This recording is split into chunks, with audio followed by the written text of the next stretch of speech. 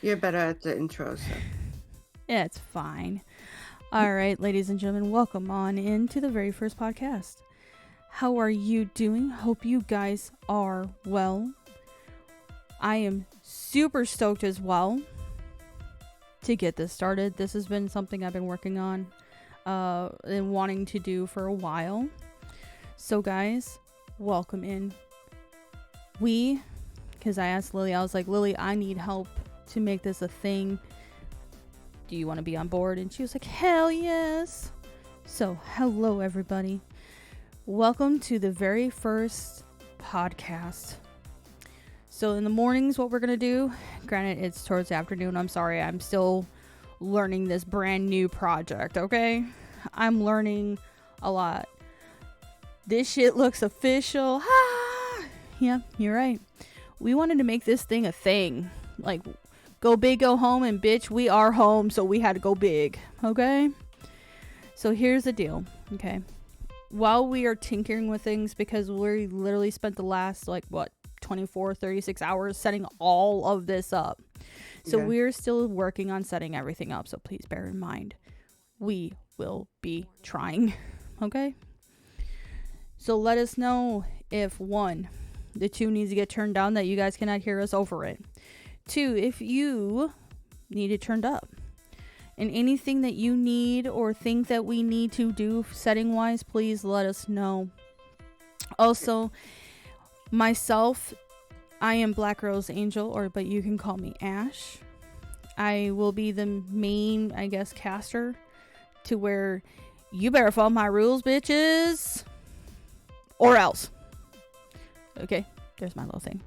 And then over here next to me currently is Lily Maria. We are both individual affiliated casters or content creators on Twitch here. We are joining forces to create this alter cast. And all we're going to do here is play podcasts. This is all we're going to do, is we're going to sit here and talk. To present our information, our knowledge, our combined experience and life experience and things, to talk about various topics. In the mornings, it's all going to be about epilepsy, about seizures, about things, experiences, knowledge that we have collected over the years.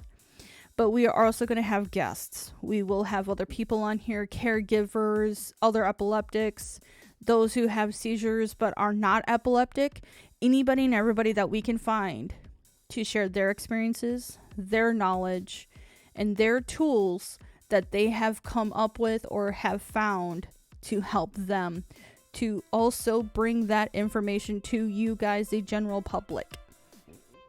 Excuse me. I belched. I apologize. But here's also the thing. This is not going to be our only podcast. We also have one at night. It's going to be the After Dark podcast. Now, on that After Dark podcast, it's going to get dicey. We are going to dive deep into conversations and topics that, let's just say, it is taboo. It is, no. Yeah. We are going to do quite a bit of topic diving, if you will.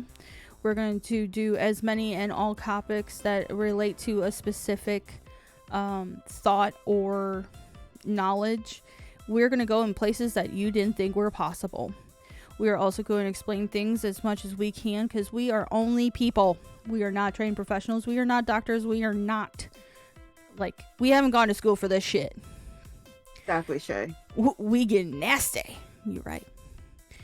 We're going to be doing things that we, at least I'm going to hopefully speak for us both, we wish we had, going through not only epilepsy, but what are seizures. Not only that, but what, for example, for the After Dark, we are going to talk about BDSM.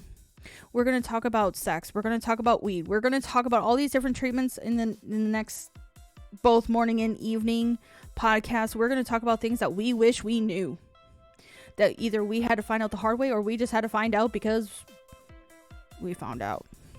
Yeah. So with that, guys, welcome on into the very first one. I am so proud and happy that we are finally able to do this. All because, one, I have a mic that actually can pick up to where I don't have to scream at my computer. as well as I have this beautiful lady next to me who has been I'm just going to call you what you are. You're like my ride or die sister right now.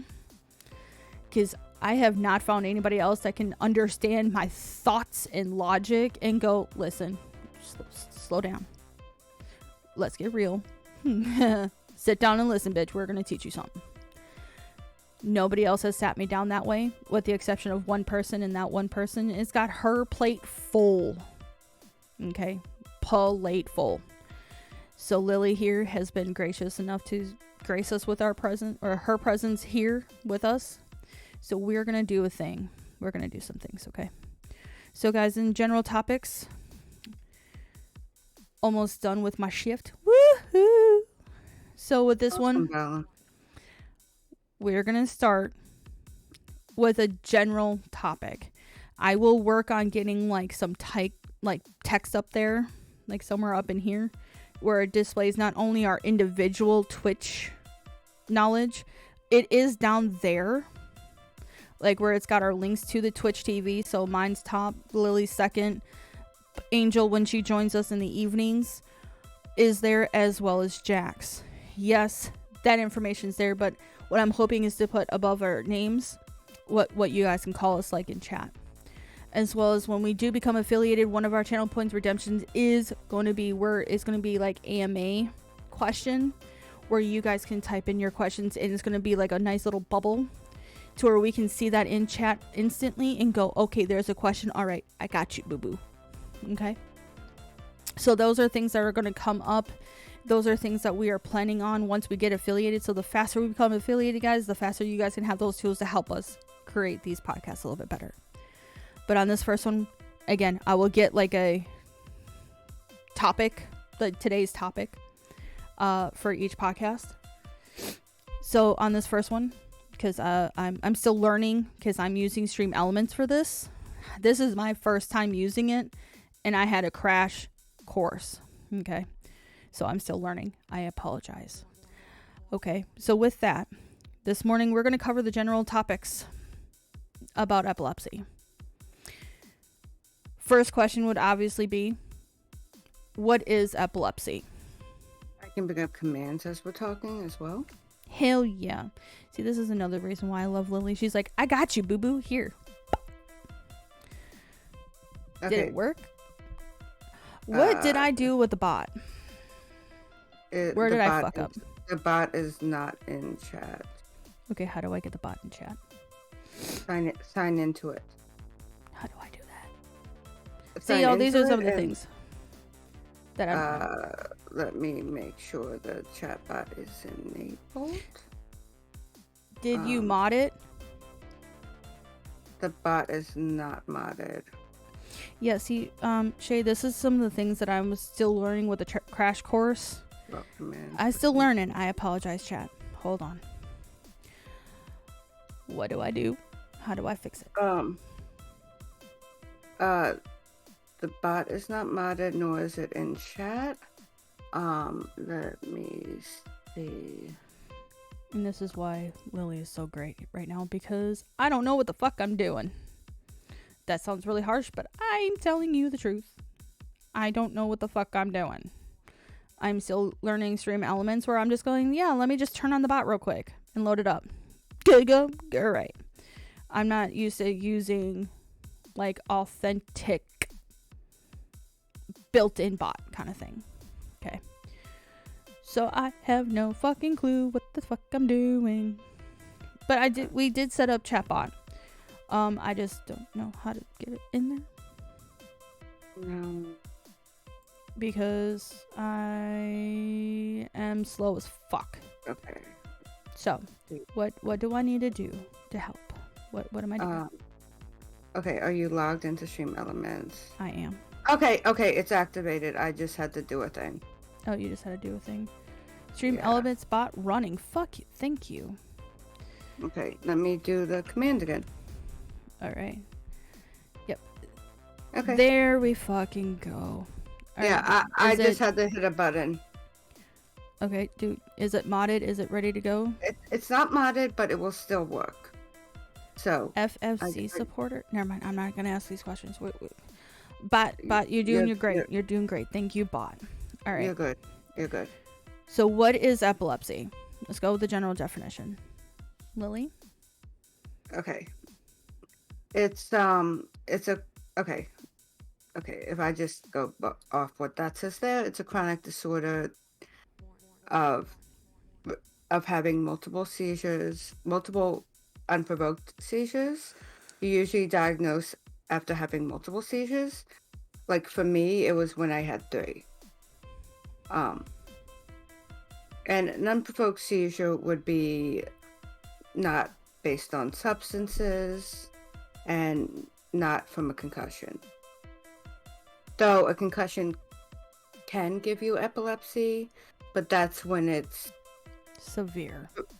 That's when it's severe and causes damage, and not just like a single instance. That doesn't cause prolonged damage. Yes, we must be nice to bots so they don't rebel. Exactly.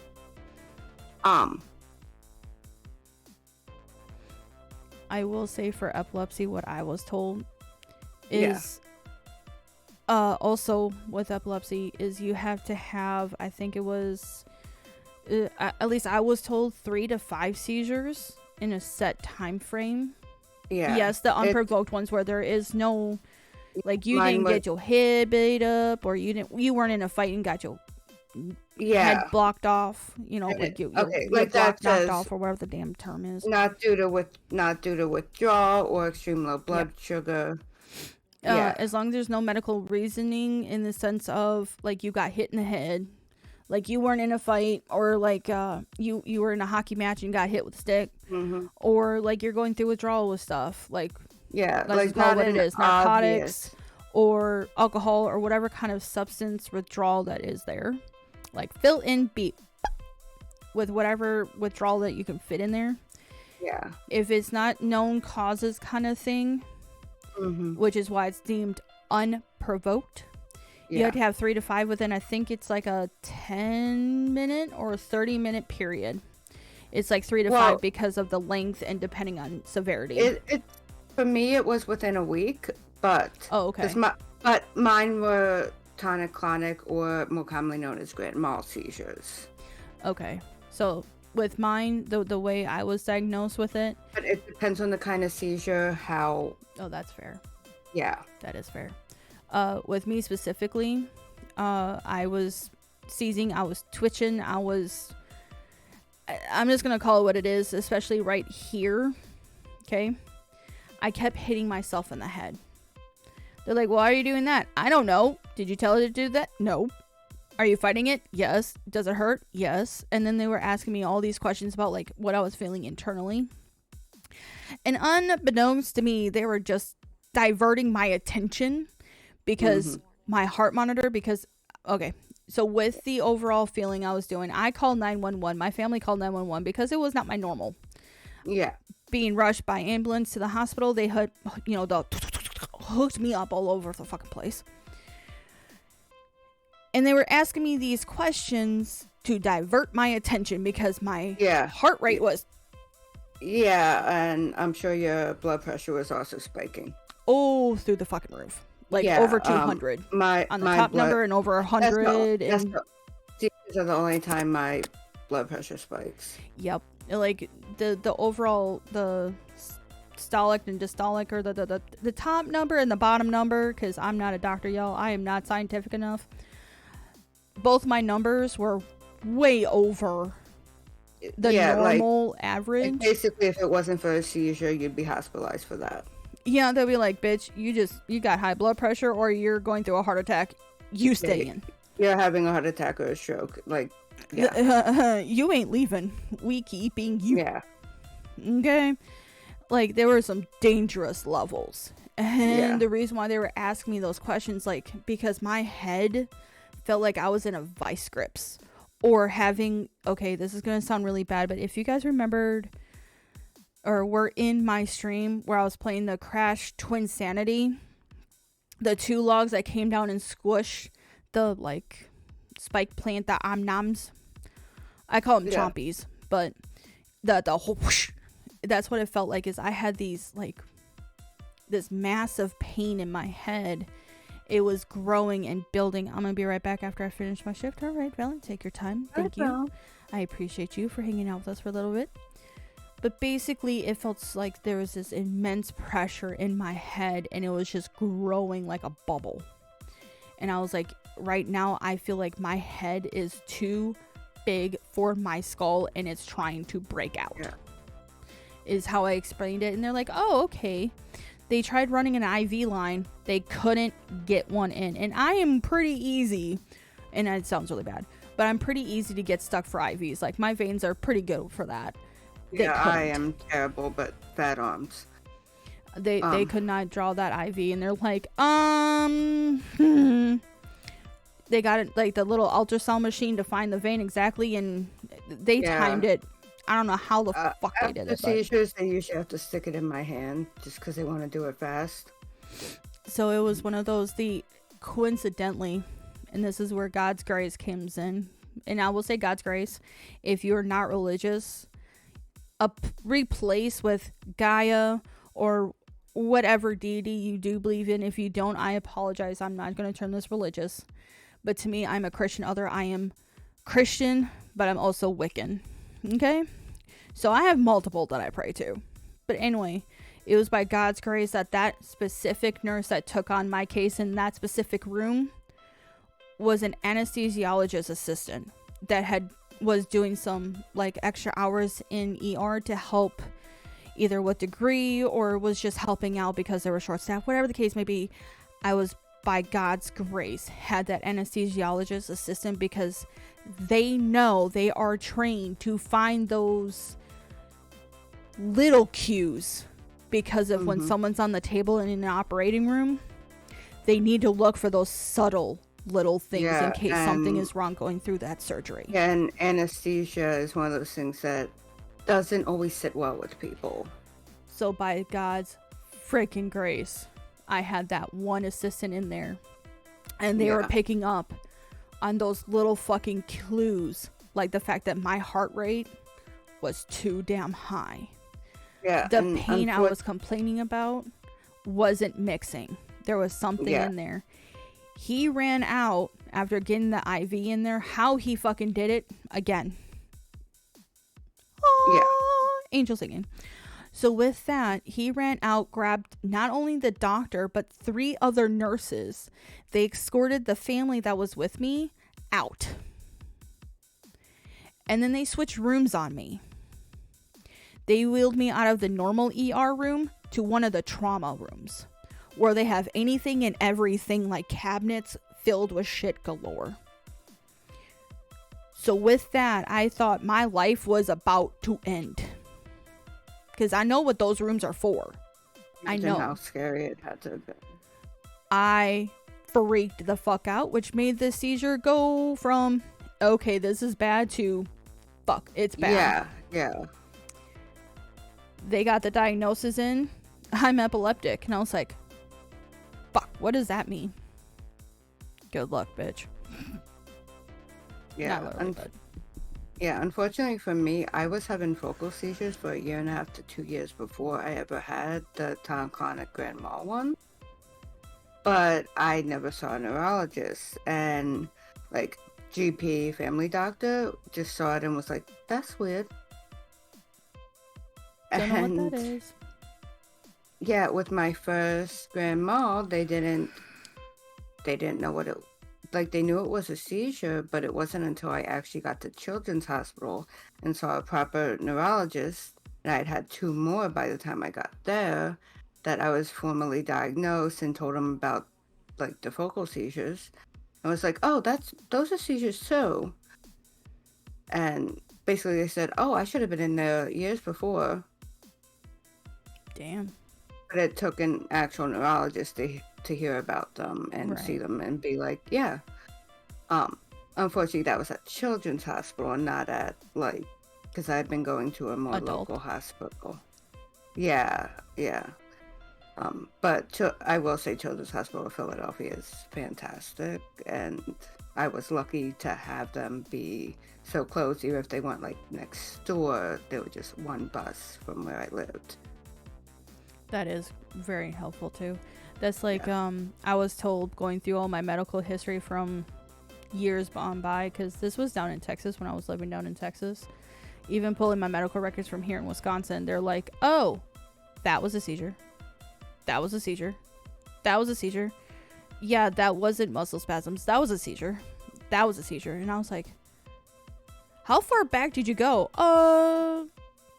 Far enough to say that you've had seizures anywhere from 12 to 14. I'm like 27, 28 at this point. And I'm like, what? They're like, yeah, all these Yeah. things that you were going through in high school and like quote unquote middle school, Yeah. those were seizures, honey. Unfortunately, a lot of things, unless you speak to a neurologist or an epileptologist about it, it won't be identified as a seizure unless it is the tonic-clonic or grand mal seizures. Yep. And that's what I was explained was, it's time for you to see a neurologist now. And I'm like, well, at least I'll be able to find out if I have a brain or not. They're like, really? I was like, I'm sorry. When I'm really nervous and anxious, I make jokes. Sometimes inappropriate, but I'm sorry. Yeah, it's one of those things. It's just like, yeah. Everything I knew just got changed.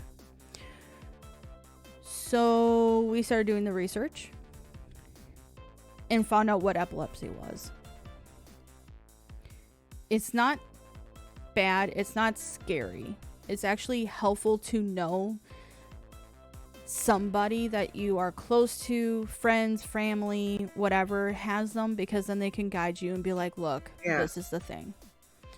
These are the things that you need to look out for. These are typical things and blah, blah, blah. I was fortunate because my father's best friend when he was growing up had epilepsy. Unfortunately, he did die of SUDEP. Oh, I'm sorry. My uncle's ex-husband had epilepsy. And my uncle was living with us at the time. Mm-hmm. So my family was familiar enough with it that they saw the seizure and my mother didn't panic. My uncle didn't panic. They're like, so, all right, we got you. Hold yeah, on. they knew what to do.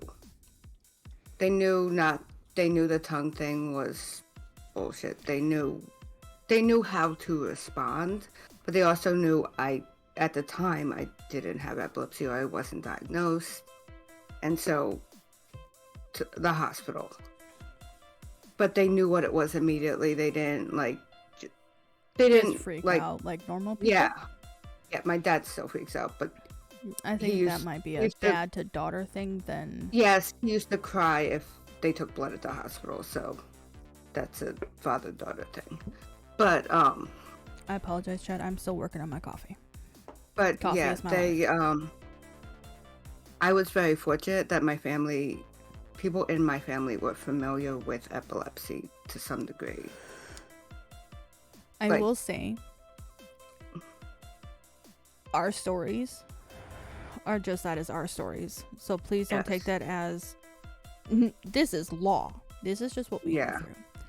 Now, we are going to throw around a lot of terms, like we just threw around a shit ton of terms. We're going to go through them. If not this stream, we have other streams planned for topics to cover them in more details. Actually, one of the terms we just talked to, there is a command for it, and I will bring that up. The SUID? SUDEP. I call it SUID. I'm sorry. It's just the way my brain pronounces it. But yeah, just because a lot of people might not have any idea what that means, I will bring that up. And that is the scary part, and this is one of the reasons why this is the exact reason why we have we'll have a trigger warning somewhere in here. We will also put in there why it's for mature content or mature audiences only, and also why viewer discretion is advised, because this is something that we live with on a day-to-day experience and day-to-day life, which is another topic, by the way. But for us, especially, and I'm not trying to say this bad in a way, Lily, but for me specifically, talking about me and my life, something that I had to do not once but twice is talk to my family and friends about my wishes when I die. That sounds harsh, but it's the truth. I've talked about that as well. So, like, And with example, with when I got married to Angel, before mm, we got married, I had to sit down with her and explain to her, look, babe, I love you. We're about to get married. I am so happy and fortunate to have you. However, there are some things we have to talk about. And she's like, oh, thinking about the wedding, thinking about something way fucking different. And I'm like, no, we're going to cover something that is not going to be pretty, but it's something that needs to happen and something we need to talk about because of that right there. Again, I call it Sudi because I keep forgetting the P. So I call it Sudi. But it is the sudden, unexpected death of someone with epilepsy. And the reason why it's a good thing to talk about is because it does not matter if it's the smallest seizure or the biggest, worst one ever. Any seizure can take someone with epilepsy or other seizure disorders' life.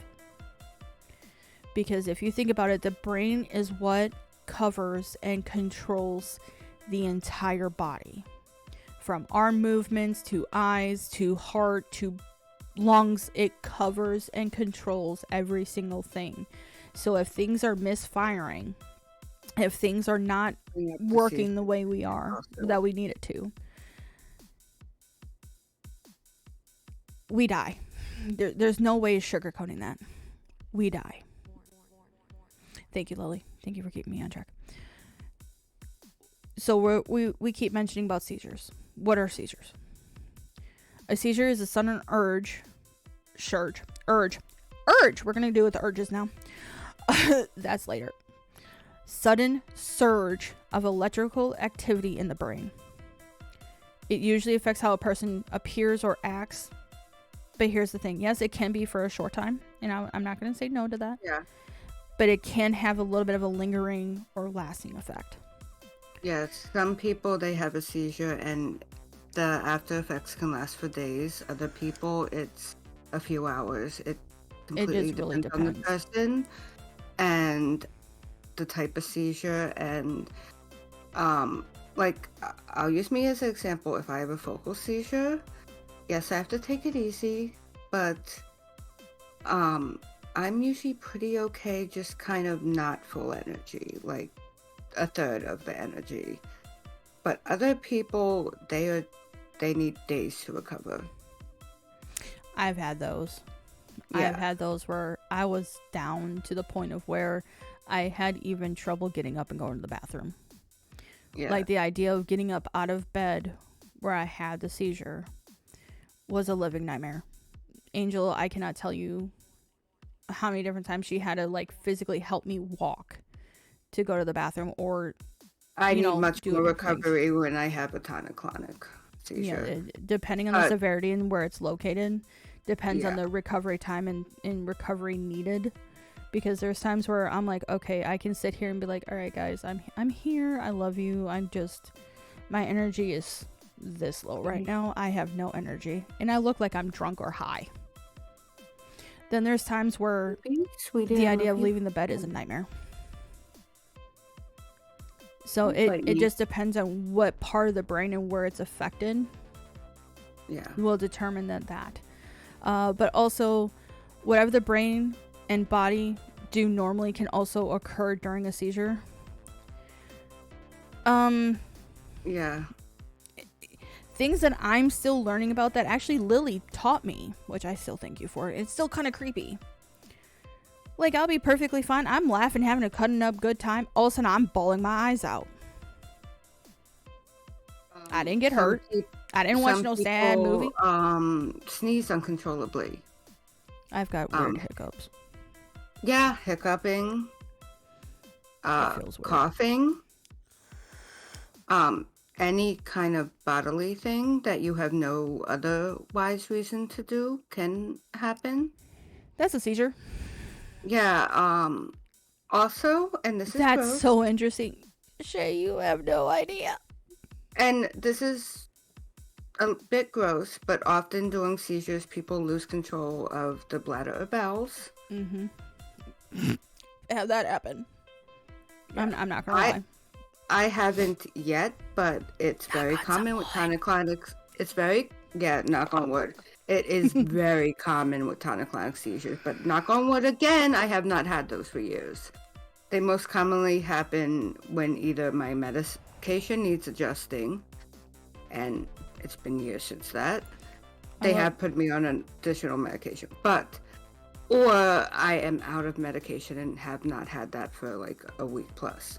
I love how Kitty's like, I got you. Hold on. I love you, but not right now, baby. I love how Kitty was like, hold on. I can see you're getting upset. Hold on. I got you, boo boo. I got you, mom. But no, he's the one that smacked the shit out of me. Yeah, that's the boxer. But no, I have lost bodily function, if you will, as though it's what is considered. The worst I've done is spit the inside of my mouth and bloody foam. Yeah, that's not fun either. But because this podcast, we're going to be talking about things that are raw.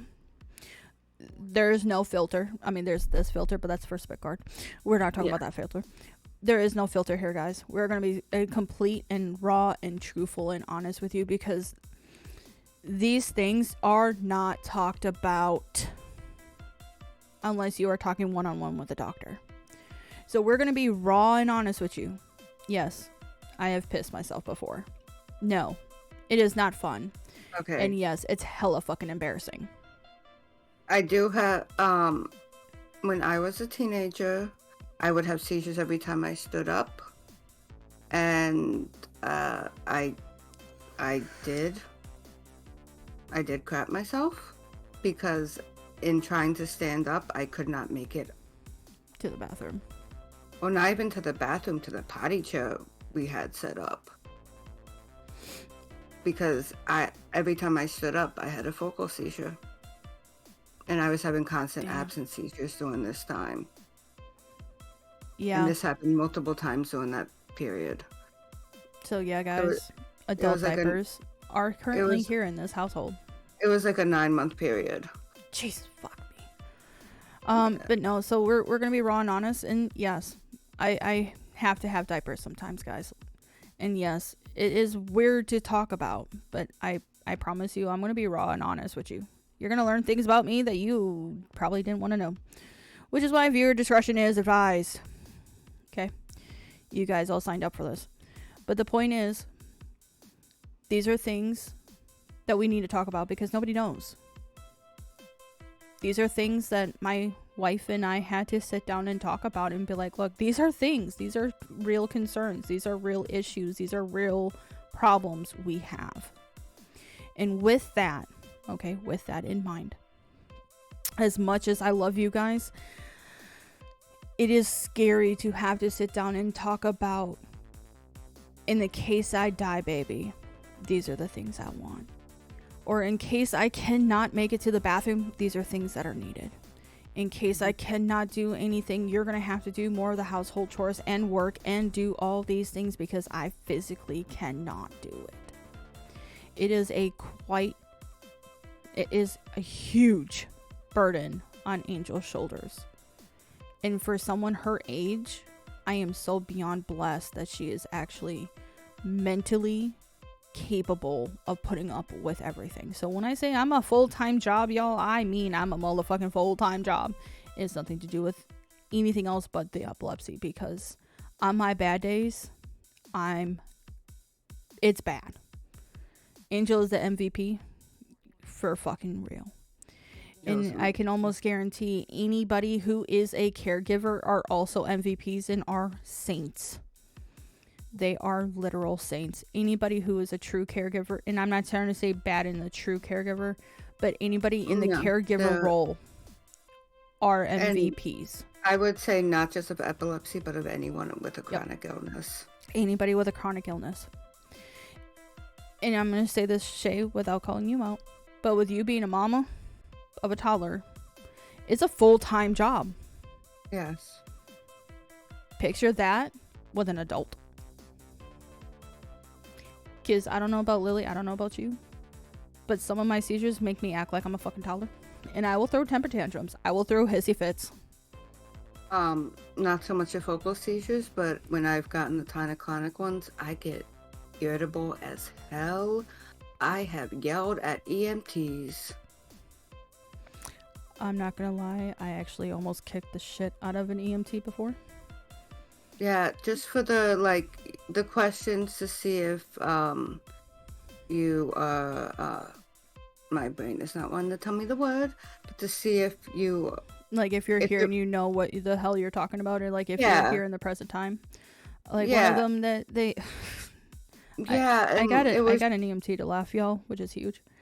I'm not gonna lie. The EMT had asked me who the president was, and at that time it was Trump, and I was like, that blonde son of a bitch who doesn't need his self-tanning lotion. Yeah, and I was I went there too. And it was just like, and they were just asking what's your name and when's your birthday and what year it was, and I was so bitchy. Yeah. I get super irritable, and it's like they know your mind is like not. They know your mood can be any damn way after a seizure, so like they're kind of prepared, but at the same time, it's usually they're good about it and they understand. They're not going to take it personal. But this one EMT, I'm guessing, was a pretty rough night. I'm gonna chalk it up to their jobs are stressful. They have some success stories of where they got to the hospital on time and saved a life. Sometimes they don't. Let's just call it what it is. Yeah. EMT's job is not fun. But no. This particular gentleman, I'm not going to name names because one, I don't remember, and two, it was in another state. This particular gentleman had a rough night. Okay, he was having a bad day.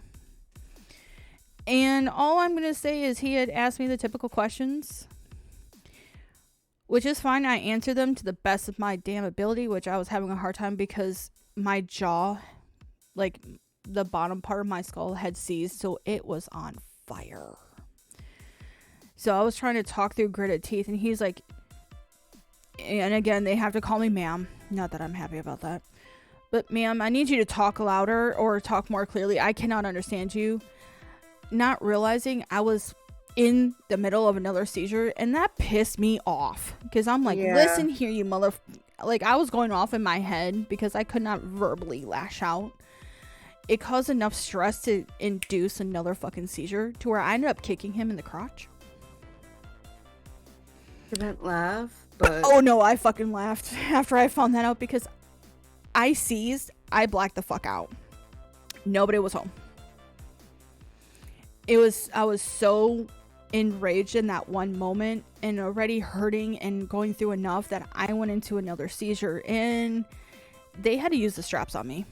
I mean, they already used like the 2-3 to make sure that you stay in the gurney. No, they had to use all of the straps because I was all over the place. It was one of my first logged, I think is what the term is, logged grand mal seizure, which is not my either really not my normal. Not your norm. Yeah. So the fact that I had a grand mal seizure was huge. And they recognized because they had my file pulled up, electronically on the things, and go yeah. Oh shit, this is not normal. This is bad. We are bad. To where the ambulance went, okay, we're getting to the hospital, to full on was just rush. Yeah. Shit. Like on speeding through traffic. Yeah. Because the way I guess I was twitching on that gurney, it was bad enough to where it was rocking. From what I was told from the EMTs, each, okay, so you have the driver and usually one in the passenger seat and then one in the back. It's usually a 3-man crew. The dude up front had to hop through the little cubby space and had to hop through to get to me. Sometimes, okay, I shouldn't say that. Not all the times do they have some buses, or what I call buses, ambulances, they have to pull over for the person to get into the back and then back on, right? Luckily, this one had a little walkway or a little window or something, because apparently they dove through that little fucking window, that little opening, to get to me, because they had to hold the gurney and what parts of me were not tied down, essentially, to hold me steady. It was scary as fuck when I found this out later. But I ended up kicking them. Hence the extra straps. To where, I'm sorry if you are listening here and you are an EMT, your jobs are not fun. But I do apologize. I really wasn't trying to do it. My body was like, fuck you! Apparently. That sounds like me talking to the doctor's That's another profession that is not fun. It's fun, but it's not fun. Yeah, because they have to deal with a lot of ups and downs and emotions and pain. Yeah. I feel like we're kind of going off on a tangent. I'm sorry. Yes. So we do have a list, like what we are hoping to talk about. Yeah, topics we'd like to touch on, but and I'm gonna shut my camera off for 2 seconds because I need to deal with the cat. I apologize for that. Affect it. Okay, so I just need to get the cat out of the room. Okay, I'm gonna say if it affects the alignment, and I'll fix it. No, it won't affect it because you'll just see my icon. Should 3. And it pulled it off a little bit, but that's fine. So anyway, chat, here's the deal. Okay, so when it comes to seizures and epilepsy, right? It's not fun. It's not glorious. It's not all glorious. 90% of it isn't, but at the same time, it's also one of those, it's not pretty. Okay. So some of the general first aid, this is some of the things that we will be covering on multiple streams. Okay. These are things that we are going to cover on several, also in depth, and also just referencing it all the time is general first aid. What is it that you need to do when it comes to you seeing somebody having a seizure, whether it be epileptic or not? That point, it doesn't matter. Seizure is a seizure. First things first is turn them onto their side. Unless they are standing. Like if they're having a focal seizure, just kind of do like a hovering. This is going to sound weird, but kind of stand like in front of them to keep an eye on them. Yes. Staying about a foot, give or take, back. Like, don't be up in their face. Yeah, but stand back a little bit and just kind of like. And if they look like they're gonna fall, try to. Or not so much catch them, but like overall kind of help them to lay down and get on the ground. If they're sitting in a chair, again, help them like slither down the chair to lay down. Like if the focal seizures are like mine, which are in my right ankle, just kind of keep an eye on them. Like basically I would just need someone to lean on. But focal seizures can be any part of the body. They could be in an arm, they could be in a leg.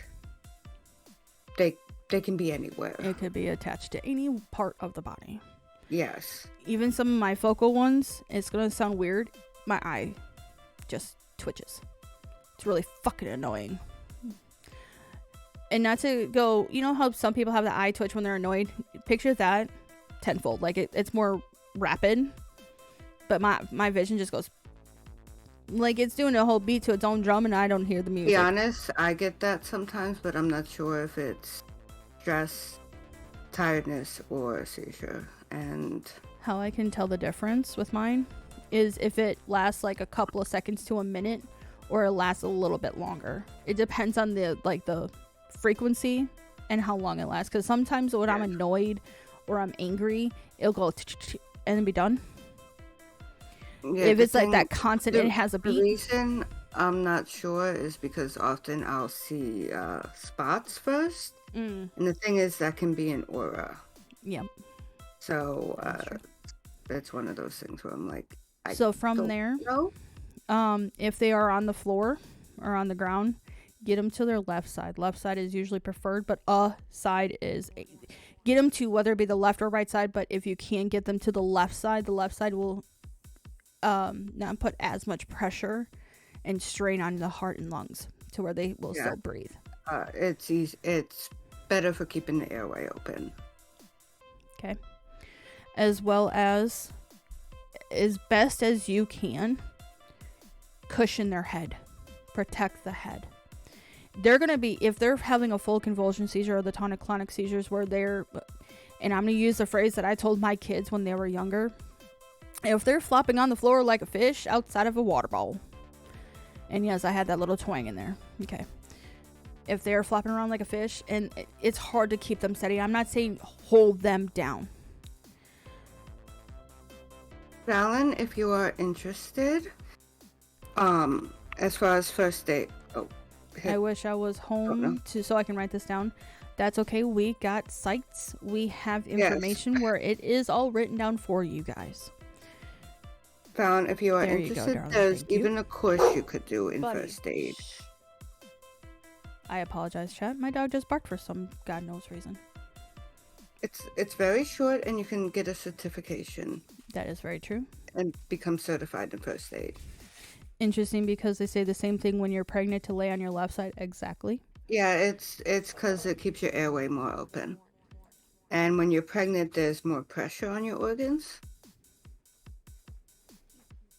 Yes, I'll eat a nanner when I can. My lovely wife, everybody. The caregiver.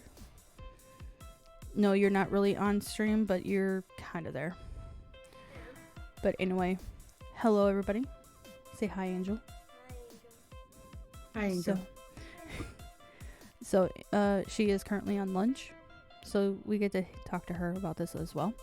But anyway, when it comes to the first aid, after you basically just kind of cuddle their head, this is going to sound weird.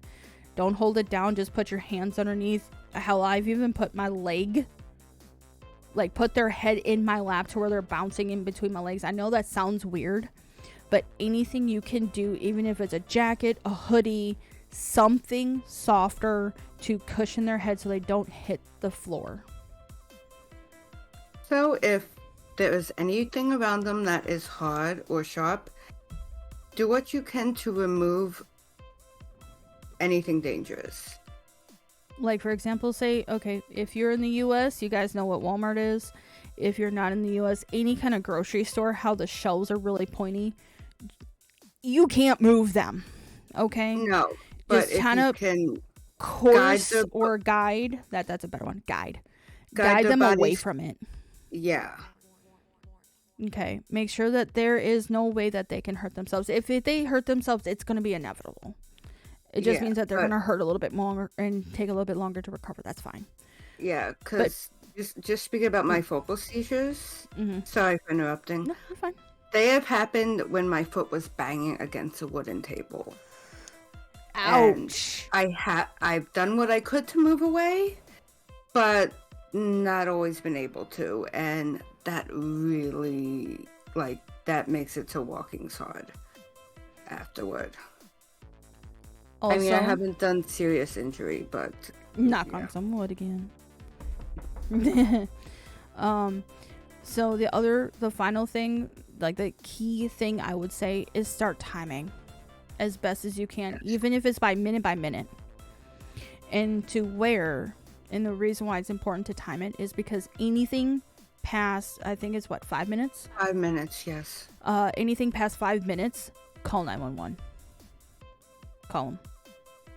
And the reason why I'm saying, you see someone seizing, call 911 right away, is because usually seizures last anywhere from up to a minute to maybe a minute and a half.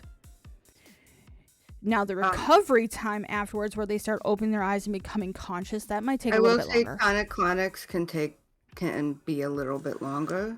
The grand mal tonic-clonic ones, they can be around 3 or 4. But when it's after 5 minutes, that's when it starts to... I'll just say it bluntly, cause brain damage.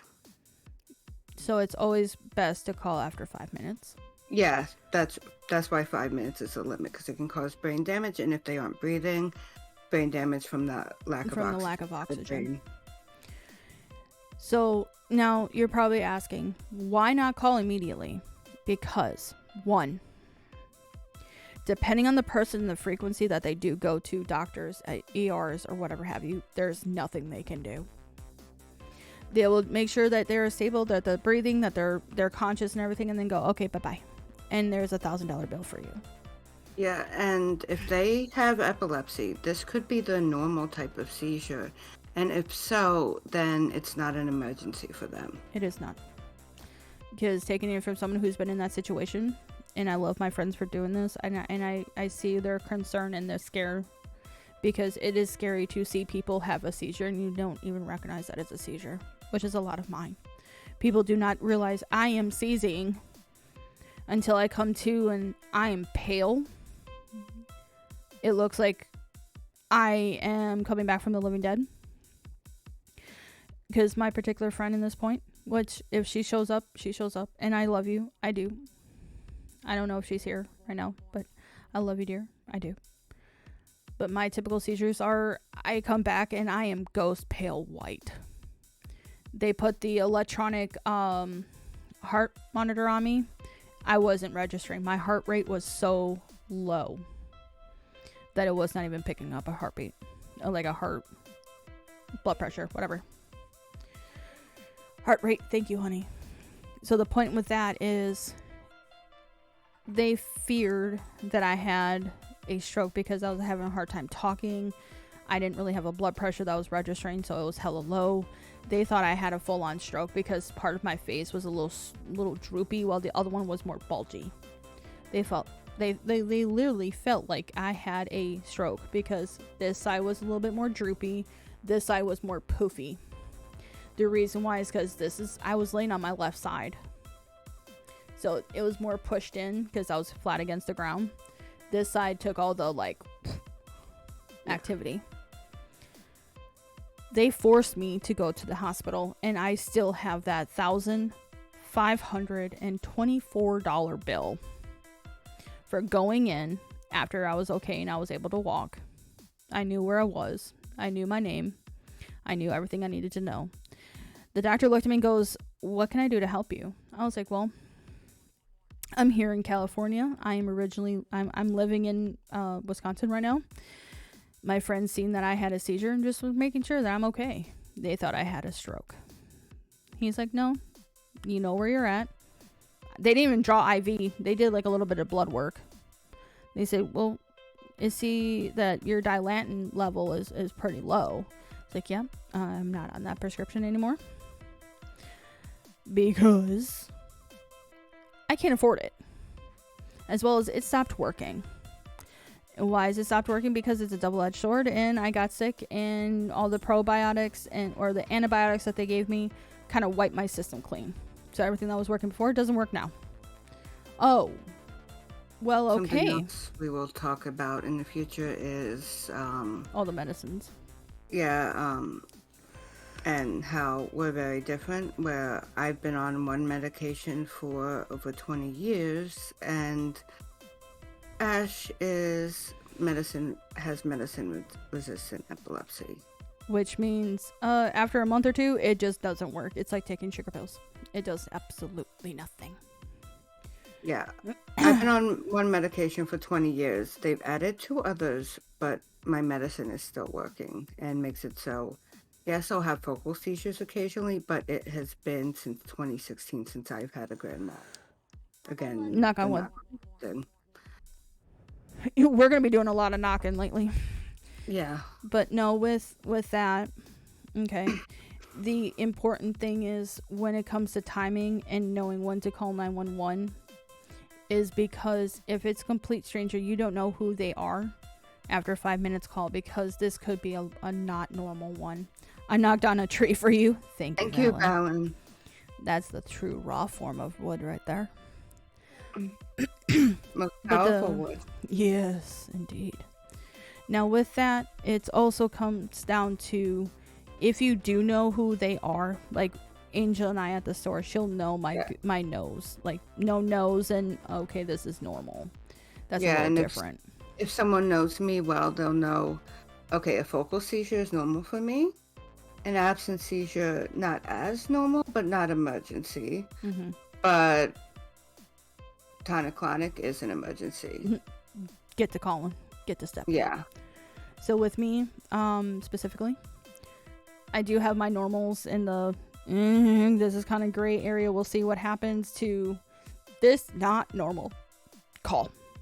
But it's always recommended to call for, like, again, you're at the store or you see somebody go down and you don't know who they are.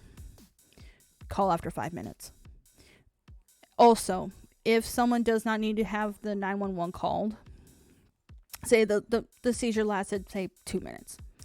That's within that 5-minute time frame. They start coming to. Do not, again, get in their face.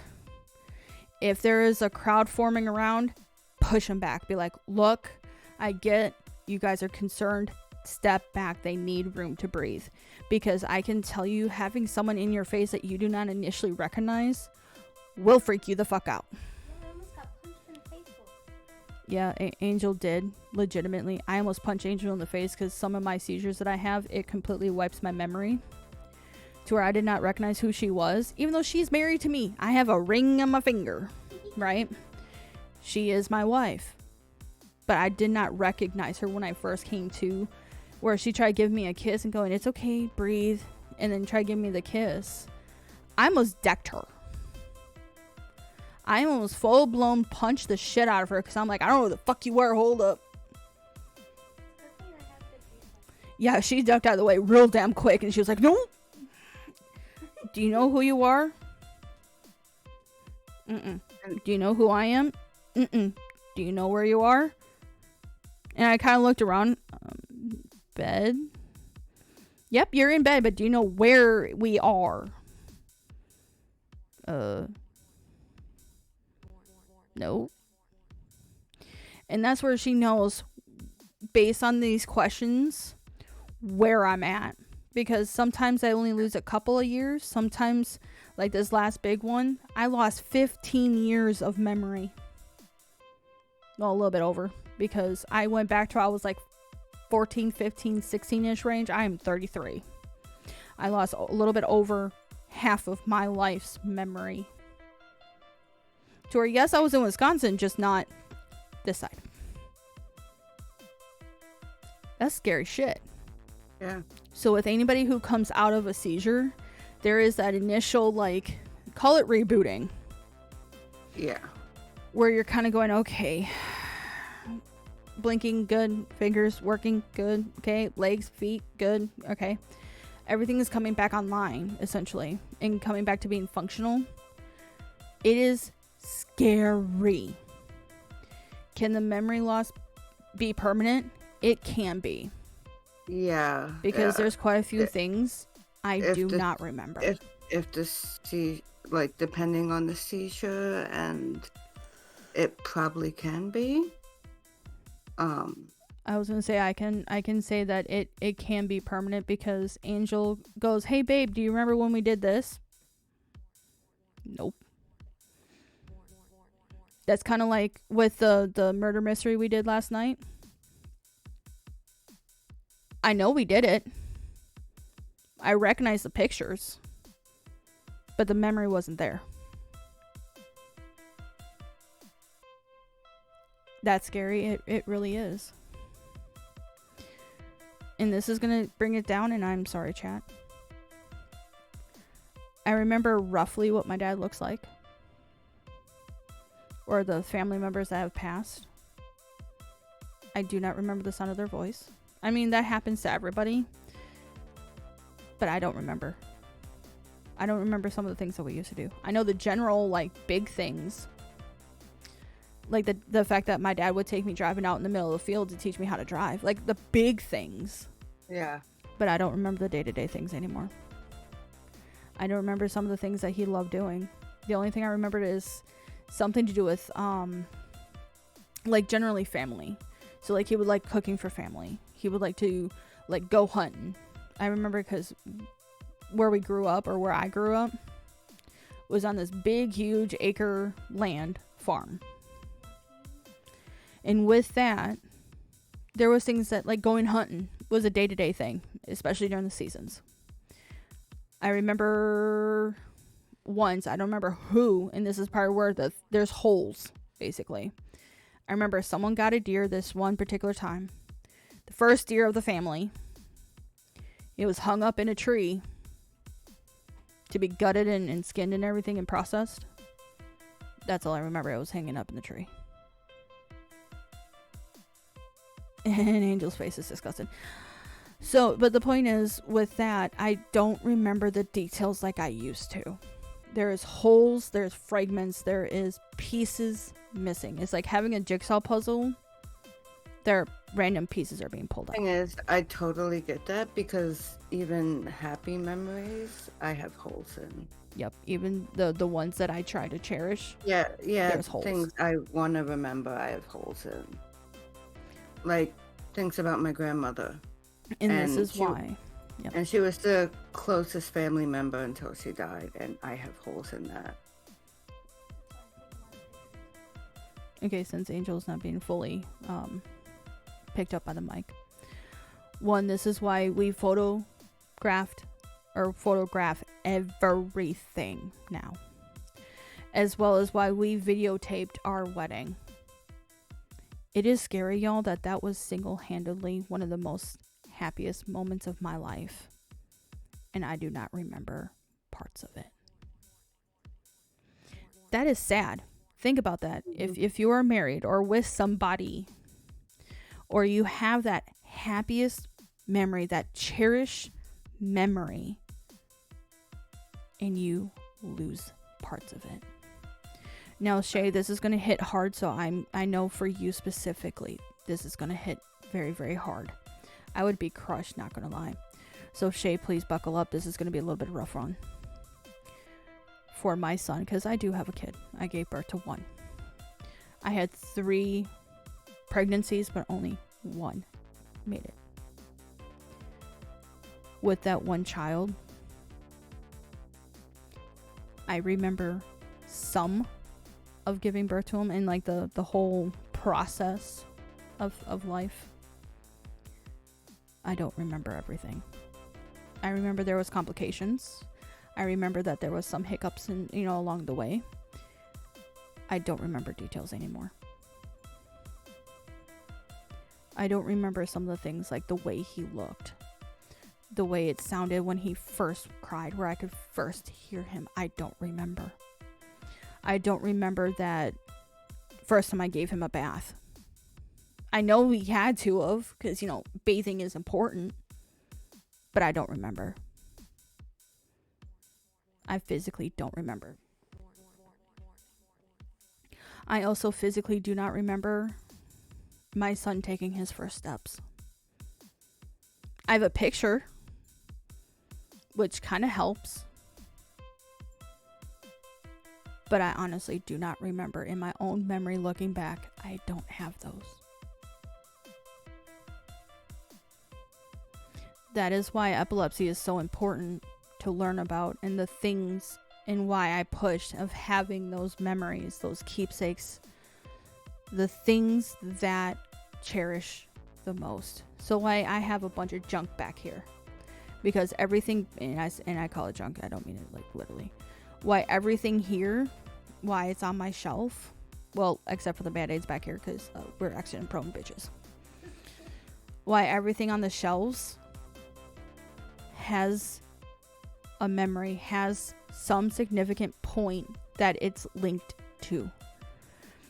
Same thing with this shelf, especially that very top one. Like, you can see my tie hanging right there. A lot of that top shelf right there, except for the games. Right there.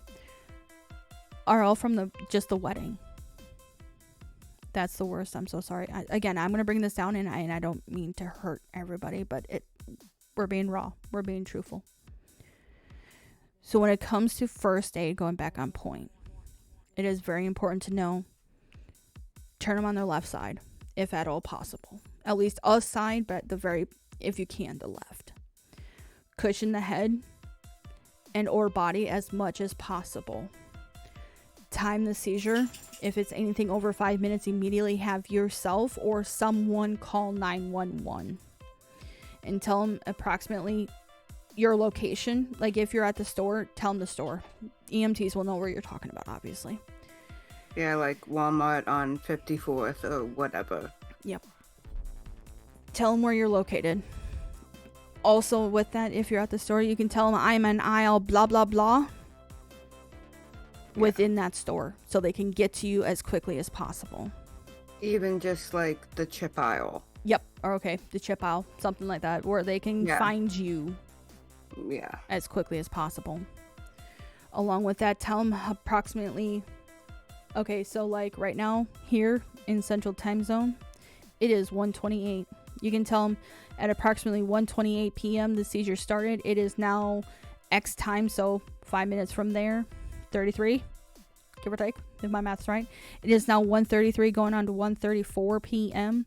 They are still seizing. Give them as much information as you can and give them as accurate. So it is a male, approximate age, blah, blah, blah, blah, blah, having a seizure. Okay. Female, age. That's really all you can even do. If it's just like female, probably 30s. 20s, 30s, somewhere in there. Yeah. Even Caucasian. Yep. Give them as Whatever. much information as you can give. Okay. If 911 is not needed because it did not last that 5 minutes, give them that space. Ask them if they know who they are. Ask them if they know where they are. What year it is. Or who the president is. Both. Or both. Yeah. And that will kind of give you the time frame of where they're at. Huh? And if you are at a place to help, ask them if they need anything, if they need any help. Because, like, an example would be they drove there and they can't drive home. Even if it just means calling them a Lyft or a Uber.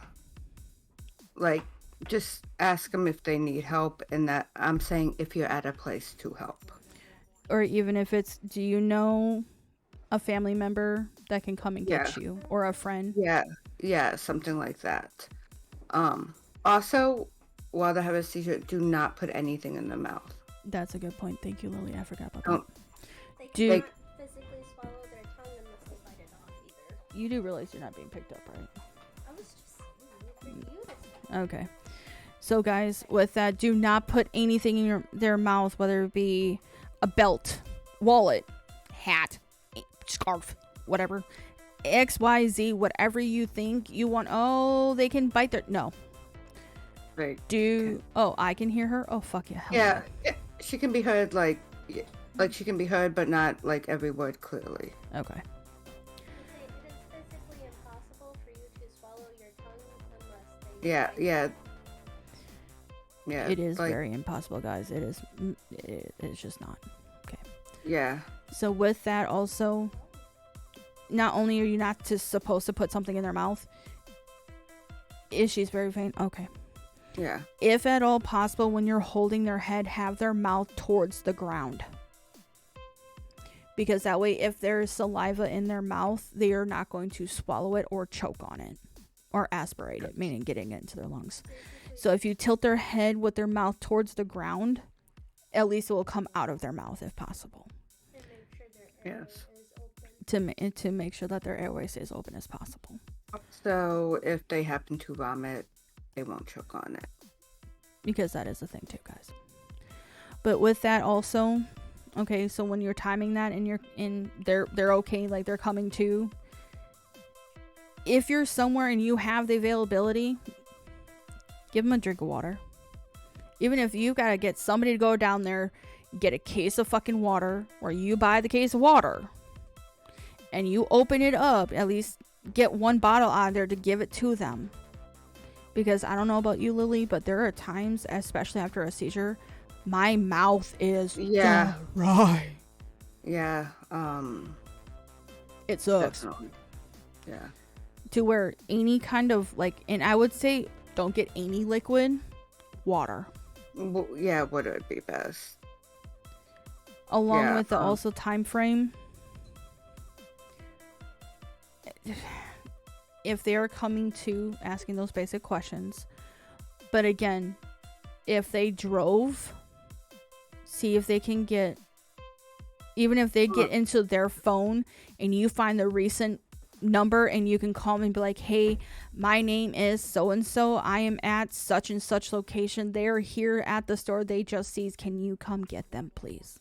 Yeah, Or they send should. somebody Yeah, there. or and like Ash said, ask them if they have a friend or family member that can come pick them up. You shouldn't drive after a seizure. I will tell you this, like for me myself, I do not drive. I don't, unless it's absolutely Yeah, positively and needed. because my focal seizures are primarily in my right foot, I have never even gotten a learner's permit or learned to drive. So with that, if I'm at the store, Angel's somewhere close by. If for whatever reason she is not, in my contacts, I have ICE, or in case of emergency, and Angel's numbers listed. Even with iPhone, which is one of the reasons why I actually like iPhones. I'm not promoting y'all, but there is a way to get into my emergency information on the lock screen. Mine as well, and mine's an Android, but yes. To where it gives my blood type, the fact I'm epileptic, what I'm allergic to, as well as her name and number listed. My phone has the same thing, and well, I told you who I have listed, and I will give you the information you were talking about.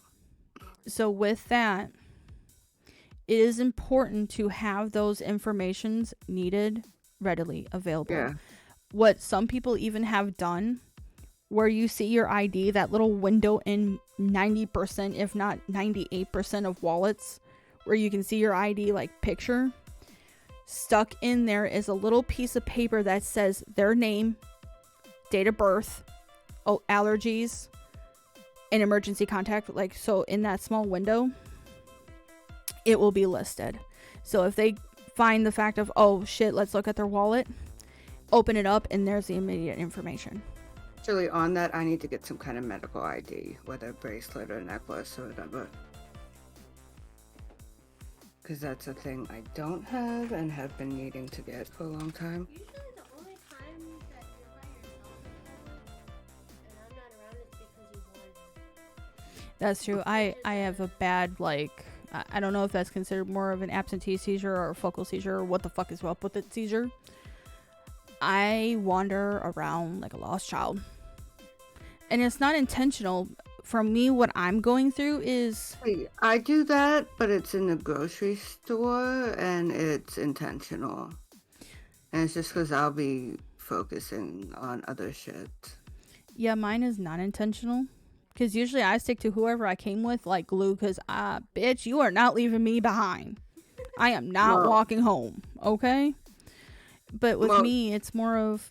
It's more like I get distracted. It's like, ooh, spices. Angel. She mentioned spices, so I was like, that's Angel. I make good food for you, so you shouldn't be complaining. I'm not complaining, I'm just saying spices is your thing. But no, my thing is this, okay. So I do have, it's very fucking nice, by the way.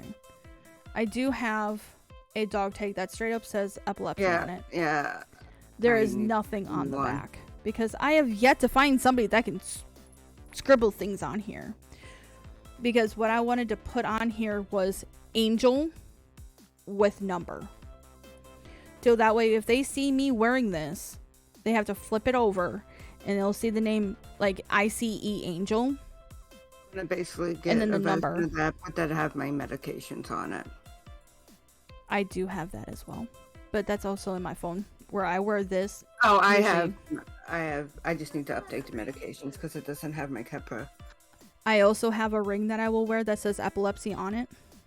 It is like the medical bracelet symbol, and it's that same like metal gray, silver, sterling silver, whatever the fuck it is. But yeah, they usually silver. But the reason why I don't have like a bracelet is because I have my watch. The only reason why I've gotten used to wearing this watch is because it does help me with my epilepsy. I don't really like dingly things. I really don't. and then I'll always shower with it, or I'll See, go do things with this it, and sounds then it's like, weird, ugh. but I can do earrings, necklaces, and rings. Bracelets I have to be in the mood for. Yeah, I don't like wearing bracelets. I really So I don't. think that like a dog tag would be better for me than a bracelet. I got mine, I think, off of Wish or Amazon, one of the two, because those are the I point. know Amazon has it. You got it off Amazon. Did I get it off of Amazon? You got it off Amazon. See, Angel knows. I don't remember. See, case in point. Actually, with you here, honey, I know you got a little bit left. Okay. I'm gonna jump one real quick, Lily. One topic that we Mhm. wanted to cover for caregiving 101, IRL versus like online things. Yeah. What are Mhm. some caregiving things that you can suggest to people, whether it be in like here, like with us being streamers, or IRL, like when you see somebody in the store or something, or like at work? Like how to handle this situation, or Yeah. Any tips, tricks, or anything else that you can give? as far as like a caregiver, it would be whoever you're caregiving for, study what type of seizures they have, and get to know their triggers, their signs, anything that will show that they had a seizure or will have one. And just, I would say research epilepsy as a whole, because that's what I did. And I actually made Ash cry. It was quite funny. When I first knew that Ash had epilepsy, I researched it because I had no idea what epilepsy was. I knew what seizures were, but I had no idea what epilepsy was. So I did a crap ton of research on it, the different types of seizures, different types of triggers, and even like some home remedies, because I am a big fan of home remedies. So like teas, stuff like that.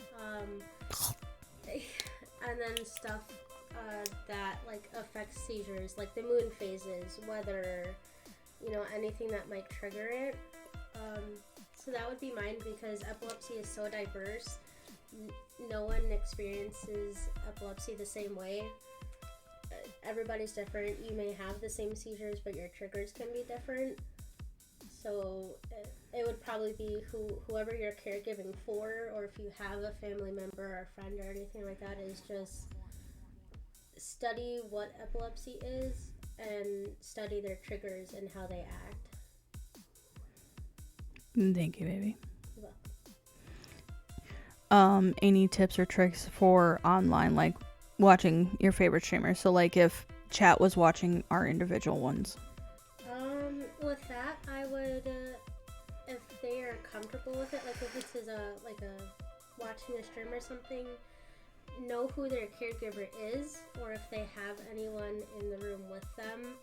If you start noticing, try and get in contact with their caregiver as much as possible, especially if they're not directly in the room.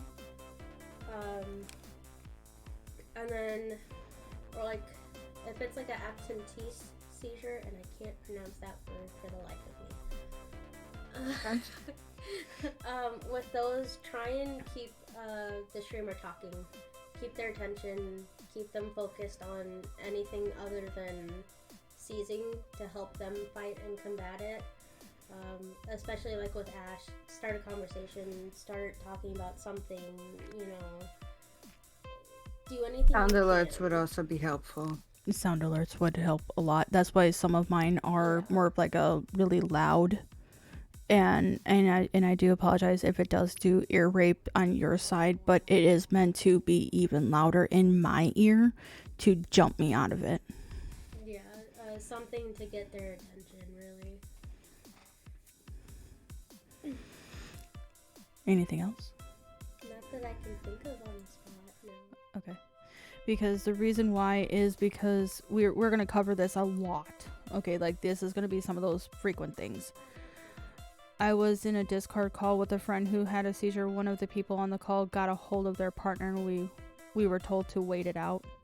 See, like that way you guys know, whoever, like for example, if I was seizing on stream, or like I'm hyper focused, because that's usually tends to what happened on stream.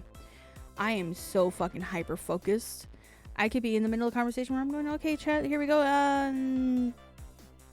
Yeah, I've had an absence seizure on stream before, and I've on a Discord call. On stream, I was playing DBD, and during the absence seizure, I was just running into the fucking wall, which was a clue to my mod something's not fucking right. Which is why a lot of our mods are friends, family, whatever have you, like our care team. I like to call it a full-on team because it is it's a whole ass team. Okay, to where you go, okay, this person's not acting right. This is not their normal. Yeah. Something needs to be done. So like with me specifically, all you gotta do is message Angel, DM her on Discord if you have her cell phone number, because you know we're close or in the area. Call or text her, because she's now at home to where she can hop off of what she's doing, you know, even tell them be right back, come take care of it, because she knows what to do on stream, to how to do like the be right back and stuff like that. Yeah, if I'm concerned, I'll just be like, check on Ash. To where it's one of those, if they are not responding in a timely manner, like say, no offense Lily, say you're in bed asleep because you had a long night, Angel's in there and she's in the middle of some shit and she cannot get to me right away, play a sound alert, play something that's loud and in my ear, because I'll be like, oh shit, thanks guys, oh my god, okay, and then I will come back out of it. Otherwise you just kind of wait it out. I'll come back eventually. Yeah, as far as a Discord call, I had a drop seizure in front of Dyer and Numi. It scared the hell out of them. But because it was just drop and then slowly get up kind of thing. Well, I was down for like a minute, but they trusted me when I said I'm okay. That yes, that was a seizure, but I'm okay. And basically stay with me as I kind of got myself back together. But this was doing one of my autoimmune things because, well, as I've talked about, that's not my normal, but best way I can describe it is it didn't feel like an emergency. Another thing too is, you see this little furry thing right there? This cute little thing right here? If you notice, he is like how he was doing with me, where you can tell he's worried. Yes. You can tell that he is pacing around me. And you notice he's not okay, or like he's jumping up and like nudging me and I'm not really responding. That's another one of those signs of get somebody. Because especially one of the reasons why I'm glad that Dream Elements and why I'm testing it out with this is because multiple people. I'm home and safe right now. All right, thank you, dear, for letting us know. One of the things that I have to say it has going for it, unlike Streamlabs, no offense Streamlabs so far, is with Stream Elements, I can give full control to somebody to where they can get in there and set up and alter the layouts to where they can go on there and type a message if need to. Currently in seizure, please be patient. Okay, like they can alter the full on overlays and everything to where they can see and show and do things with the stream itself. So it is so fucking helpful. Yeah, the only thing I can't do is change the scene, like remotely from my computer, is change the scenes. I can alter it completely. Is change the scenes and hit live or end stream. But so I can change what you're set up completely. So it's kind of one of those. Yeah, you're gonna see a bunch of shit because Cam. But at least what Lily can do is put on there, not okay, help is on way, or please be patient. We're dealing with it. Or vice versa, like if Lily goes down, because we're both epileptic, I can go on there. Granted, now I am the caster, so I can do quite a bit more. But at the same time, I can be like, hey guys, hang on. and then I can be on here still kind of chatting with you guys, or just completely mute and go on Be Right Back and take care of her. But that is one of the things that I think Stream Elements has got going for it right now, is mods or people that have the access and the trust that I set up can go in and alter quite a bit. I think the only other thing I would say for people is listen to someone's caregiver. Yeah, that I will have to say is a big one. I know that struck a chord with you, and I did kind of talk about that briefly. Is if the caregiver or team says something, listen to them. Do not ignore them. Do not chuck it out like, oh, you don't know what's best for them.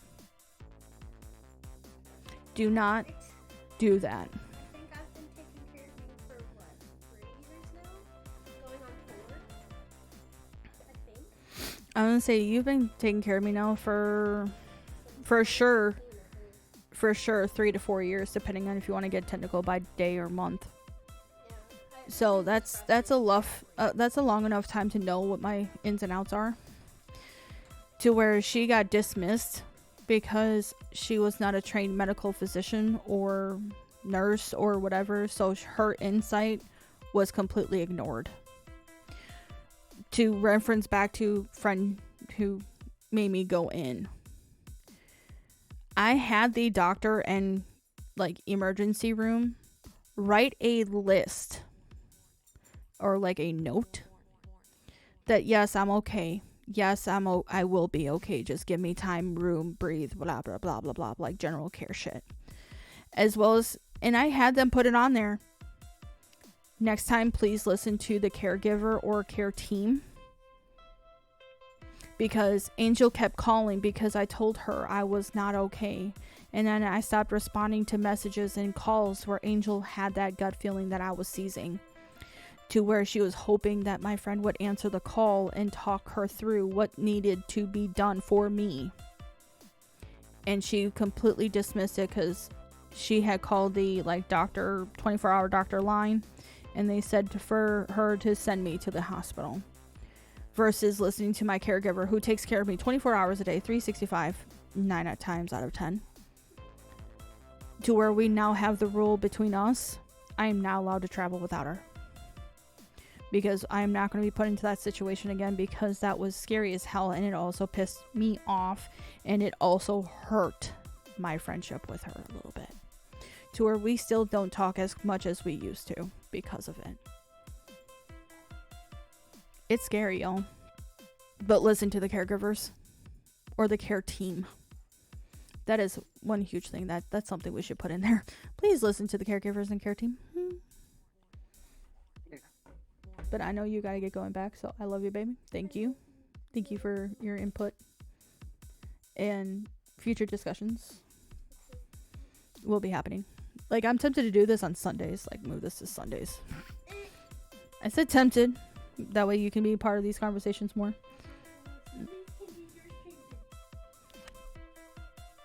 Okay, I'm sorry. I like this idea. Do you hear that, chat? She's giving me sass. But common types, triggers, or warning signs, Lily? Okay, I'll bring up the types. Oh, I already brought up the types a little bit. But, seizure types, generalized onset, which covers tonic-clonic, as well as drop seizures. Focal, which we've talked about a bit, but focal can also be internal, as in like one part of the brain, and some of the ones you have that it's a certain part of the brain and it's more, again, internalized.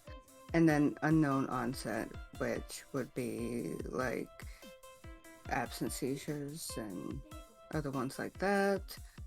And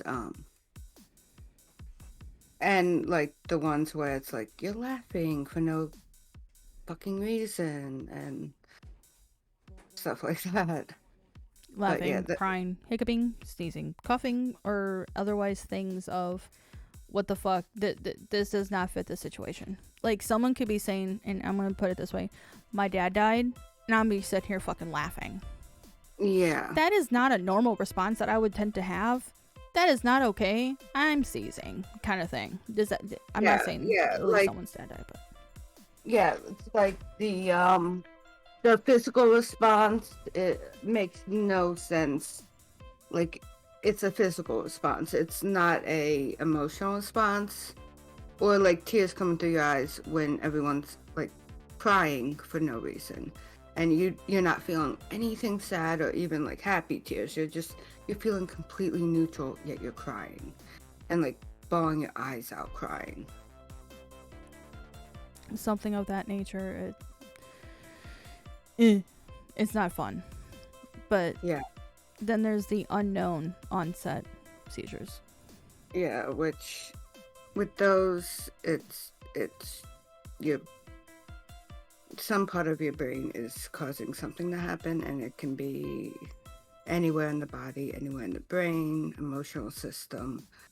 Just It's just there. yeah, I don't know how else to put it other than you're seizing.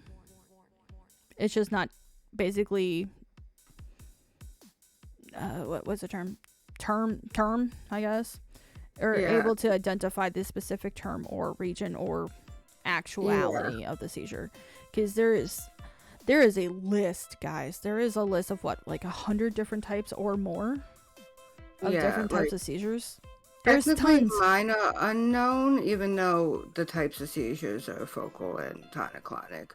But that's because they've never seen anything in my brain. But they've never captured the actual seizures either. Yeah. When the seizure thing happened, I was on the call with friends who had been through the person having the seizure before. So when they said wait it out and that they had contacted the partner or caregiver, I listened to them. I know you did. Yeah. And we are grateful for that, because it is something unnerving when you have caregiver or care team in place and they're not being listened to. Yeah. Like, there's people in play, essentially, and I say play, that I can think I speak for both of us, where we have mods that exactly know how to contact and get a hold of the people needed. And or Right. if that person is not available, the next person in line. Like they know who to contact and when. Like in my Discord admin, I literally have a in case of seizure do XYZ pinned. Because That's a good point. We should probably do that. basically because shit happens. And you know, something happens on stream. It's basically okay. I'll go through it. Raid out, and then if I'm not on Discord in a certain amount of time, DM me. I don't answer to DMs, text or call me. That's something I think we need to do in the future for me.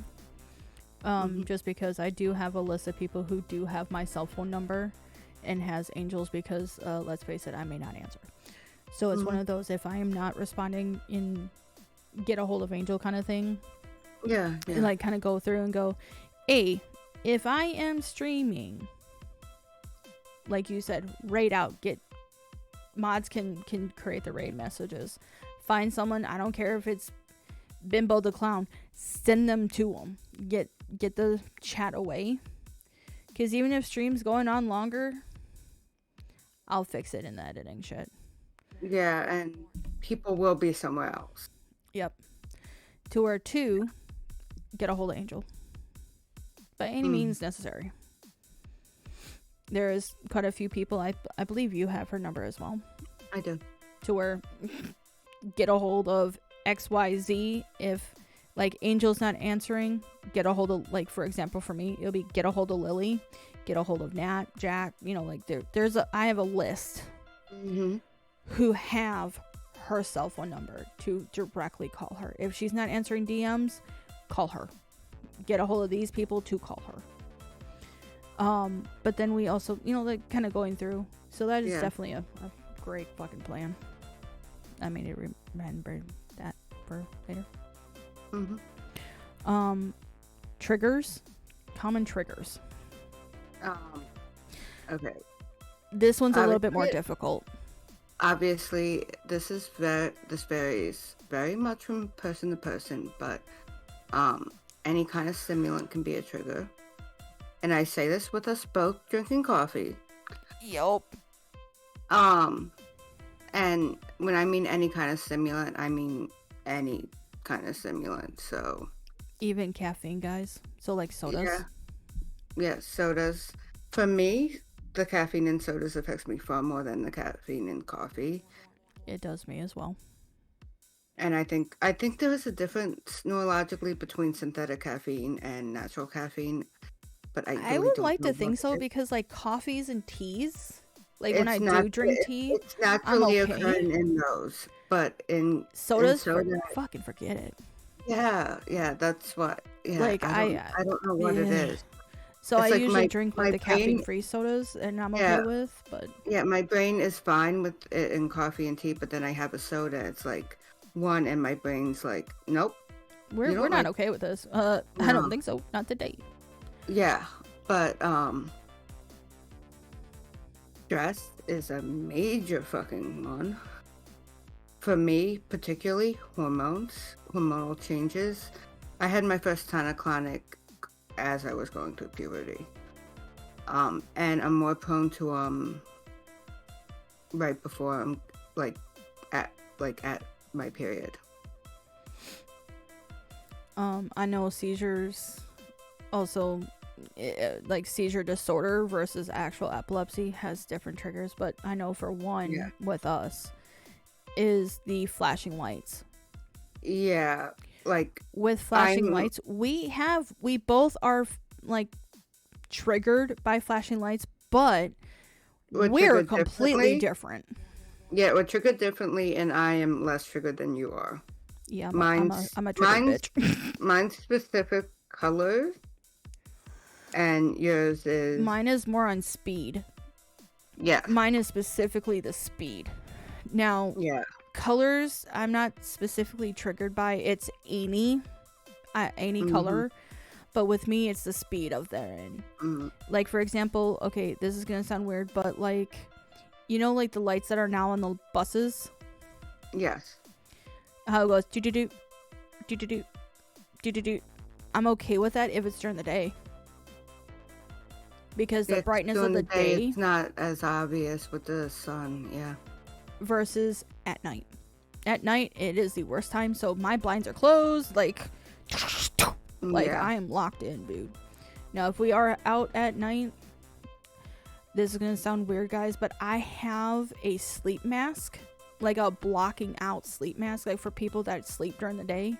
I have that kind of sleep mask in the car, to where if we're going out and there is high traffic, or we're going like long distance or some shit like that, or we're going past a scene, and I say a scene because like there's a car accident or whatever kind of scene, there's a Yeah. lot of flashing lights, or a construction site at night, because you have cops out there to kind of block road Yeah, and for the tow traffic, truck with and the then the tow flashing trucks lights and all the and caterpillars and the work yeah. equipment.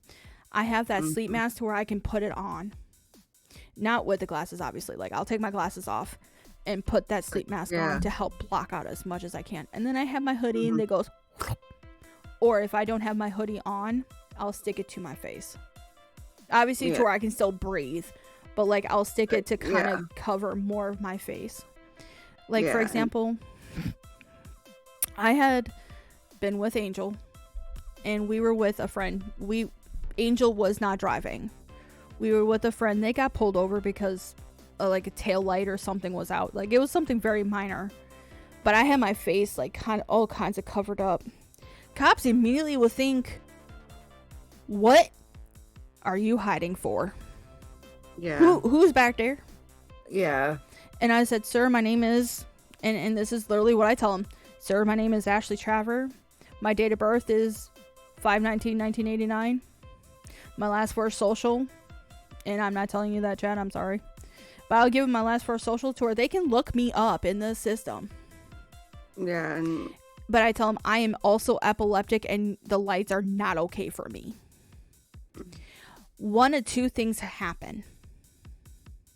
One, they're like, okay, do not move. They will go because there's a way to turn the lights on for the front. Darn, so close. For what? Me? What? Okay, darn, so close for what? I'm so confused. But usually they'll turn on the lights where it's just the back to where it's not pointing to us, which does help. It doesn't help. The last four. Nice try. Now, if you want my medical debt, by all means, I'll give you my full social. I have a lot of medical debt with the epilepsy. If you want to take that on, by all goddamn means, I will love you forever. But otherwise, no. Anyway, to where they'll turn the front part of the lights off to where, again, towards us is not on, but in the back to where people still go, hey, there's a cop here. Or two, depending on the car, because again, I'm not calling anybody out, but I know, like, for example, in Michigan, they have a single light. Yeah. But there is a Some way to states, turn it on like solid versus Yeah. the flash, to where, hey, like, they're still on scene, essentially. They're still doing something. I've seen cops do but it, so they were versus just the- probably on here. Yeah. So one of the two things will happen. Either they will turn the directionally off, or they'll get it to where instead of flashing like they usually do, It's the just lights are like- on, solid. Yeah. And then they'll come back and they finish conversation to where I will show my face at that point. Be Yeah. like, thank you so much. Thank you for understanding. And then, obviously being in the car, we pass up the ID because we're there. But to verify, I am telling you the truth, because I tell that to all cop stations. I am epileptic. There's no getting around that. So then they verify it and go, okay, I am so sorry. Sorry about that. Didn't know, blah, blah, blah, blah, blah. To where they work with you. If you're upfront and honest with them, they'll be honest and upfront with you. But they're like, because of the situation, we understand, because I was okay, but I wasn't okay, especially with the lights and everything. They're like, just take it easy, replace your brake light when you can, and send us on our way. They actually gave us a warning because after all that. Yeah. I was like, see, you are welcome. I got you out of shit. That was kind of a joke. I'm sorry. But anyway, so with the different trips and triggers, and I call them trips, but triggers, it varies from person to person to person. There is not one, there's generic ones. Yeah, and then some people, food can be a trigger. Some people, Scents, And- like candles, different smells or scents. yeah, and in general, taking care of your health as best as you can helps. Like getting enough sleep, eating a balanced diet, drinking enough water. Those things help you in general. And honestly, this might sound weird, but I can tell the difference between eating one meal a day versus 2 or 3. Because if I'm eating one meal a day, which is why I push this Shay, is because it actually creates enough energy. You're giving your body the energy to work and function. It is like a car. I'm going to use this as probably a lot.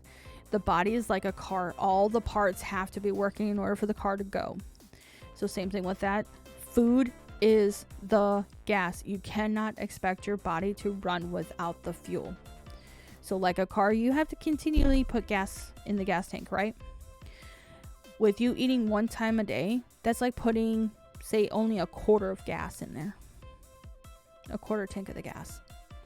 You can go, but you're not going to be able to go as much as you should with a full tank. So with that, with the tips and triggers, it just kind of varies so much that if you know somebody with epilepsy, all you can, or even seizure disorders, just ask them point blank. 9 in 10 times, if you ask them point blank, they will give you the response needed.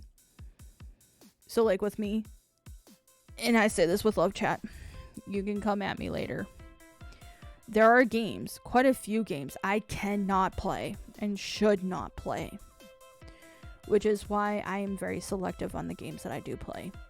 Then there are games that strictly straight up say when they start, do not play if epileptic or photosensitive.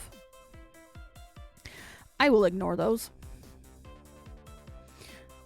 with love, because I do have games that I can play during the day that's not near as bad. Which is why, chat, I have not played High on Life for so long. Is because lately I am not okay enough to play, but when I'm okay enough to play, I will play. See, High on Life is an example of a game you can play sometimes and I cannot. Yep. Because I have issues watching that sometimes. Like that loading screen when you're going through that machine, even I'm like, so chat, what are we doing? Because like on here, like the stream manager, it is so much smaller. I can keep eyeing there, going, okay, it's animation's done, okay, and we're back over here. For me, even watching on mod view is sometimes an issue. Yeah, it. Now, outside of that, I'm okay playing like the initial gameplay, like walking around and doing everything. I'm okay, as long as I don't move too quick. Which is why the whole like shooting part and some of those like bounties, like the actual fight with the bounty, it gets really intense and I fucking stress out, and why it takes me 3,000 times to get through it. It's not because I suck at it, guys. It's I'm trying to play. I am trying to get through what I need to go through to beat that part, but it is hard to play when you cannot watch the screen. I was curious about that because of the portal. Yep. Which is why I only play on certain days or at certain times of the day. Like right now, with it being so cloudy, yes, you can see it's bright. Like the sun's kind of going through the clouds. But this is not enough light or that authentic sunlight. I will not play. I will not do it. I will not put myself up for that because I already know.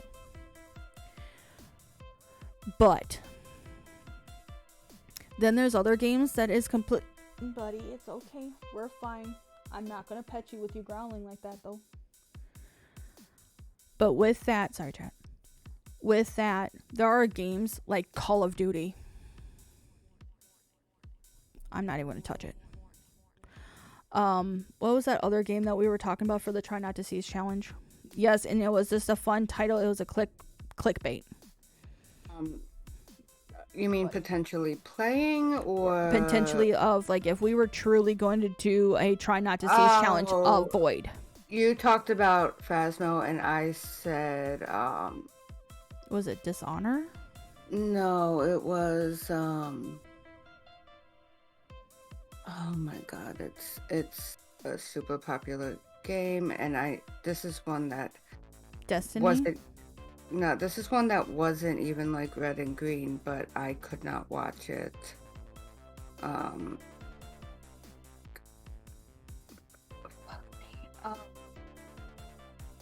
I really don't on it. See, here we go. We had this conversation. I don't know how many different fucking times, and we just like we're talking like not a new game, older game.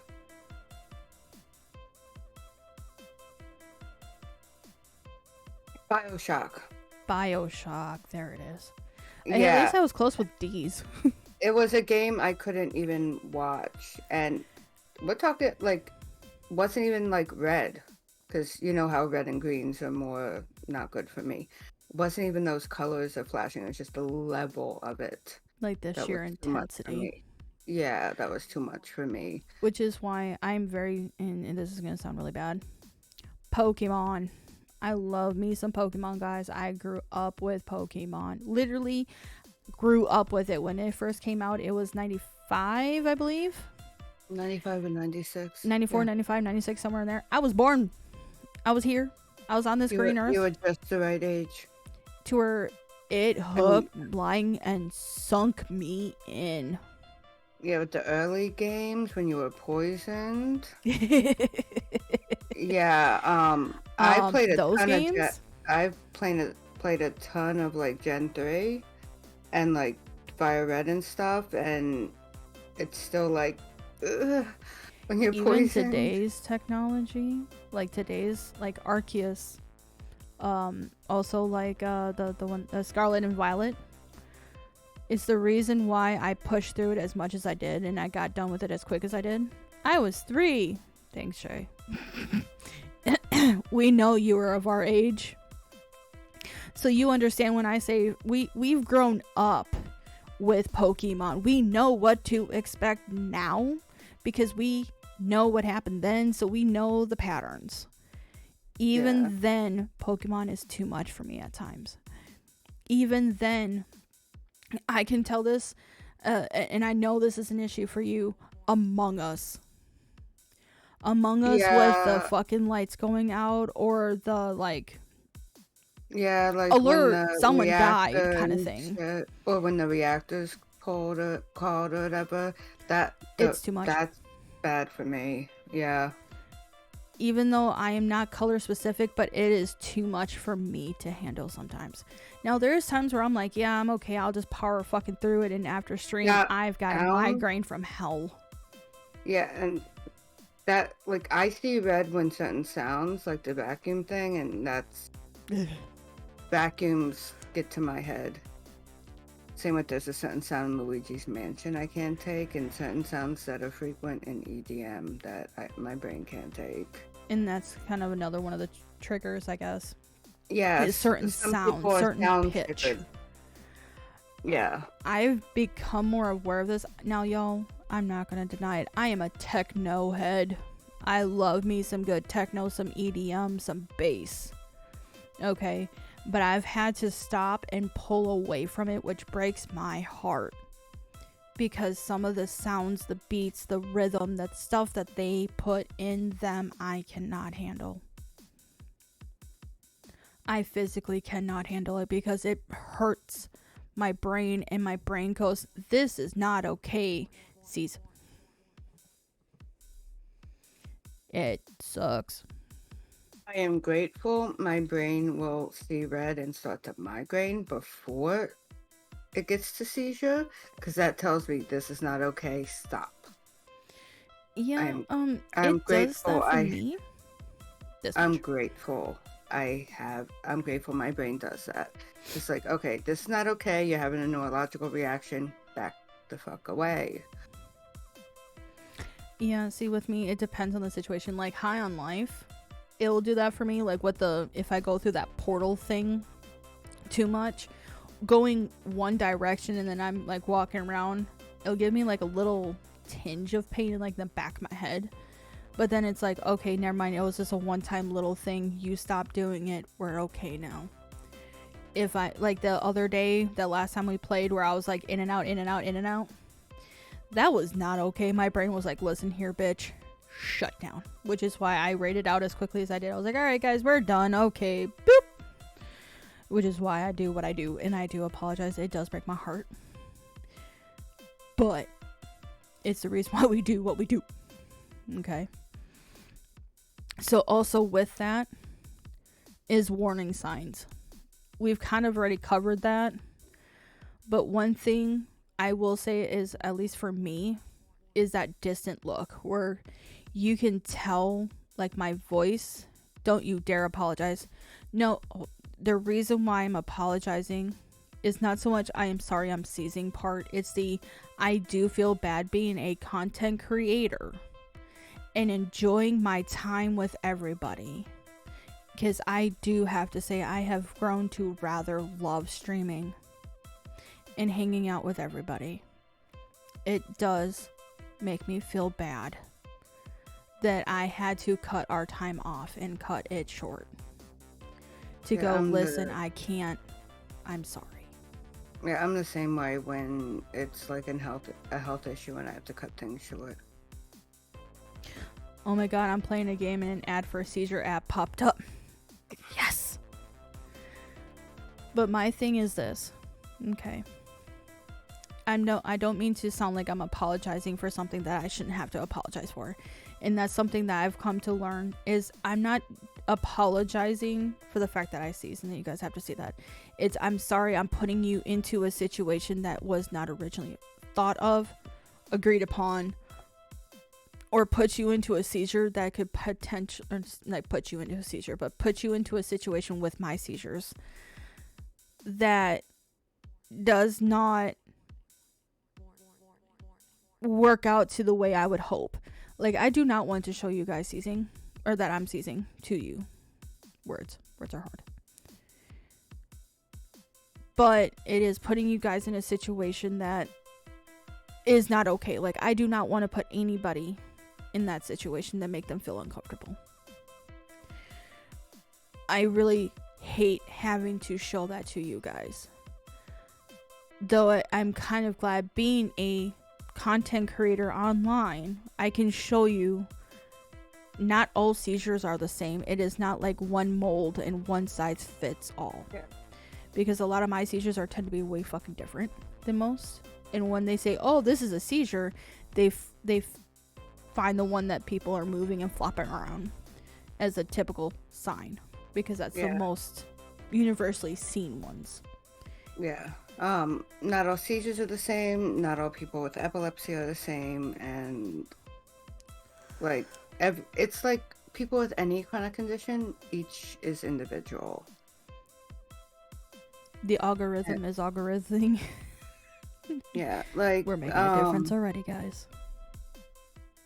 Like, okay, for me, my warning signs for focal seizures and for tonic-clonics are completely different. Like, yeah, almost I have every a time, book. like almost every time I've had a tonic-clonic, I've had a really bad, like almost dreadful feeling beforehand. And it's been when I woke up and went back to sleep. Mm-hmm. Or I've had like a smaller seizure beforehand. And like, this is going to sound bad, but I didn't fully clock it as a seizure. I thought it was just a bad one of my normal focal seizures.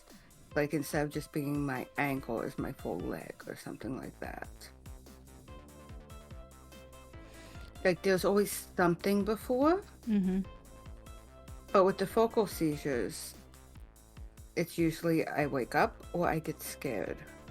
So the warning signs for those is like kind of fresh waking up, and there's less of a warning sign there. But again, those are the more common things with me. And it's not as, honestly, it's not as predictable. But me getting scared, obviously, that's a stress response. Mm-hmm. And they're coming out of sleep. It's because sleep to waking up is your brain's shifting modes, basically. And that's why the brain is like, you know, that's why the misfires like start what I happening. put, it's coming online. Yeah, that's why the misfires start happening, because my brain is still in that like waking up period, and so it's honestly more sensitive to seizures. See, I'm the same way, but mine are more when I'm going to sleep, when my brain is doing the shutting down moment. Yeah. So it's the same idea, the same thought process and reasoning, but where yours is waking up, mine is when I'm going to sleep. I am more prone at night when I'm going to sleep, going, all right, everything's getting turned off, stress of the day is going down, okay, we're calming down, and seize. Which is one of the reasons why Angel does not like it when she goes to bed before me, because that way she is conscious and she is awake in case I need her. There's even, okay, this is gonna sound really weird, chat. There are even some of the warning signs or triggers, or wherever you want to put it in there. I'm guessing trigger is actually moon or the sun positioning, weather, or even time of day. Yeah, most of my tonic-clonics happen between 11 and 1. So like high noonish times. Mm-hmm. A good chunk of mine happen like between 4 and 6, usually about 5 o'clock-ish time frame. If I can hit that 4 o'clock, I don't know if you've ever realized this, but if we're on a VC chat and I see it's 4 o'clock, I kind of go, like, Yeah. Are we Yeah, okay? I've noticed. Okay, 6 o'clock.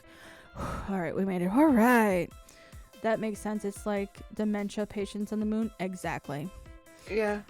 The planets really play a fucking factor. Why? I don't know. I'm not an astrologist. I should be. I'm still learning. Yeah, I'm getting there. I can tell you when it's about to be a full moon, though. Honestly, I am like a werewolf in that, and no, I'm not gonna howl for you, but I can tell you when a full moon's about to happen because I can feel the shift. Yeah, and I have it written down. Yeah, because you're like 2-3 days before a full moon, you're like, oh, by the way, Yeah. fuck, next day. That makes oh damn, yeah. Like if you guys ever, which is why Only 3 days past the new moon, though, so don't worry. Do what now? Hold on, repeat that. We're only 3 days past the new moon. All right, we're good, Chad. See, with me, it's not the like new moon, or it's the half moon, or the crescent moon, or the wax moon. It's none of those. To me, it's a solid full moon, because that is when it's at its biggest pull and primal power. It's like intensity full maxed out, and I'm like, oh shit, here we go, wild ride, buckle up, let's go. But also, like, if you guys have noticed, right when I start stream at 6, I'll be lurking for a bit, gonna cut my hair and wash myself. Okie dokie, okay. Take your time. I would like some pictures of how you cut your hair this time, please and thank you. I'm always intrigued in how you do your hair. It is so awesome. It is a skill set that I wish I had, but I don't, and it's going, well, you've got the skills, I see you, I recognize you, and fucking damn beautiful, I see you, kind of thing. Sorry, I had to gas her up a little bit. But anyway, like, the reason why I have my streams at 6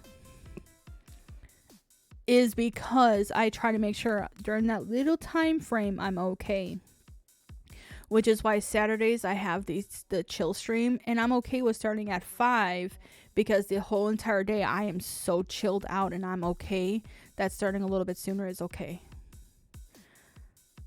But 9 out of 10 times, especially like with streams in the like morning, why I have mine at 6, because I know at 6 I'm okay. Sun's down more, I'm okay. There's a reason why I do the things that I do, and I sound like I'll chalk it up to, oh, Angel gets off work at 5, gives us time to go do errands. No, let's face it, if we got errands to do, we're gonna be closer to 7. But usually if we don't have errands, I still want to push it towards 6, even maybe 6:30, because of the fact that that pull of just time frame with the sun going down and the moon coming out. Mm-hmm. But to kind of wrap this up a little bit more, I'm going to jump to the next section, because it kind of goes into the causes of seizures and epilepsy. Yeah. With that, there's different types of causes. There's different types of reasons. Yes. And then there's the unknown. Now, one person that we both know who has the epilepsy diagnosis, who hasn't had a seizure in going on, what, 7-8 years? Something like that. Do you want me to shout them out? Go for it. I would fucking love that idea. They haven't had a seizure in fucking forever. Which is awesome. It is reason for celebration and for cheering. Yeah, and... But then again, they have a great team. They have a great... Did I spell their name wrong? Yeah, I think so. Because yeah. It's OCC Cool Boy, I believe. Okay. So hang on, Chad. Don't do that. I'm going to dismiss it. Don't do that. I will. It. I got you. I don't know who they are, but hey, you got a free shout out. Woohoo! You get a shout out. You get a shout out. Everybody gets a shout out. I will double check the spelling of their name. Because I think it's OCC and then Cool Boy. Oh, Knocking on some wood. Yep. But they've got a great system in place and have been for a while now. They're also a fellow streamer here and also a Twitch ambassador for the Epilepsy Foundation like we are. Which, once I get this more figured out, I will set up all the panels on this channel specifically to shout everything out, and because we're going to use mostly Epilepsy Foundation. Correct. You're correct, and I will give it the minute that requires. Yep. So guys, it's one of those causes. I never officially talked to Cool Boy about his causes and why. That is a very personal story. Now, a lot of people are like, oh, I was just born with it. That happens. People are born with it all the fucking time. Mine is a deep, dark story. So, I will wait to tell mine. Lily, do you feel comfortable telling why? Okay. Mine could have various causes and has not been determined as of yet. There are several possibilities. One is absolutely no cause. One is because I was clumsy as a kid, fell on the steps several times. No reason to fall on the steps and bang my head on a wooden like banister? Table. No, it was like an antique table thing with 4 drawers. Ouch. Another possible cause is that still undiagnosed but fit the symptoms, and several doctors have told me it sounds like it, and that's autoimmune disorder. They're leaning towards lupus. I know one thing too is that we kind of talked about is like genes, again, kind of being born with it. It just was hidden for the first couple of years with your family. That I think you said was your uncle. No, my uncle's ex-husband had epilepsy. Okay. Yeah. So it could be like somebody's born with it and just doesn't show up until later. So but guys, in saying that, autoimmune disorders in general several of them can cause epilepsy. It's not uncommon in MS, which it's not uncommon in lupus. If it affects your brain, it can often cause epilepsy.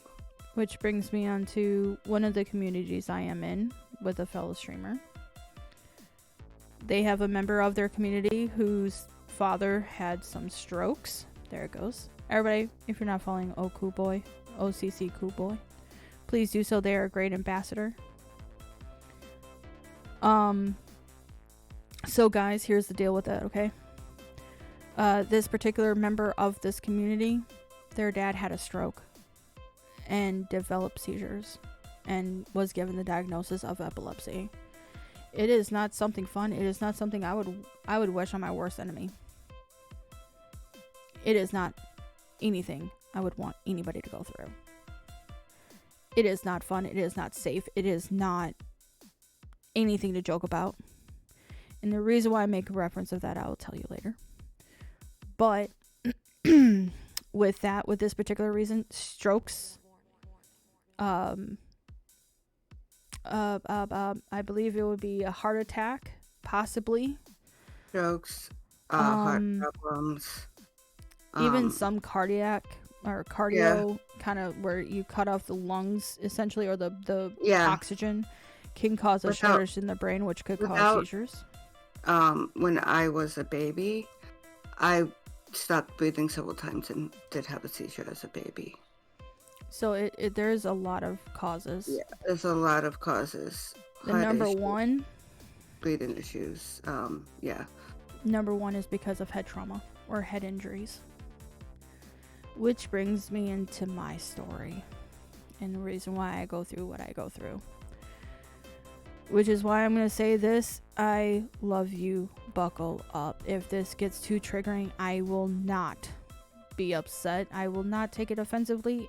If you just type in chat and be like, it too much, goodbye. I will not be upset. I will not be sorry. I am sorry, but I will not take it offensive and take it a stab to me like, hey, your content is bad. This is major trigger warning. Mute or close the stream if if It's need too be. intense. And just let me know in DMs if you have me on Discord, or message on here saying that was harsh. Okay. But this is the reason why, and it is authentically why. When I was 9 years old, almost 10, because it was like 2 months before my birthday. So we'll just round it up to 10, shall we?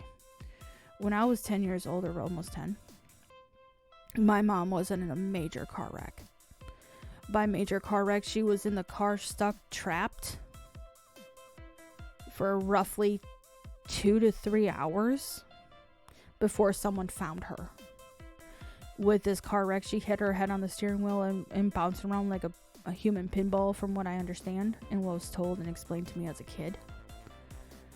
That she had some major brain trauma.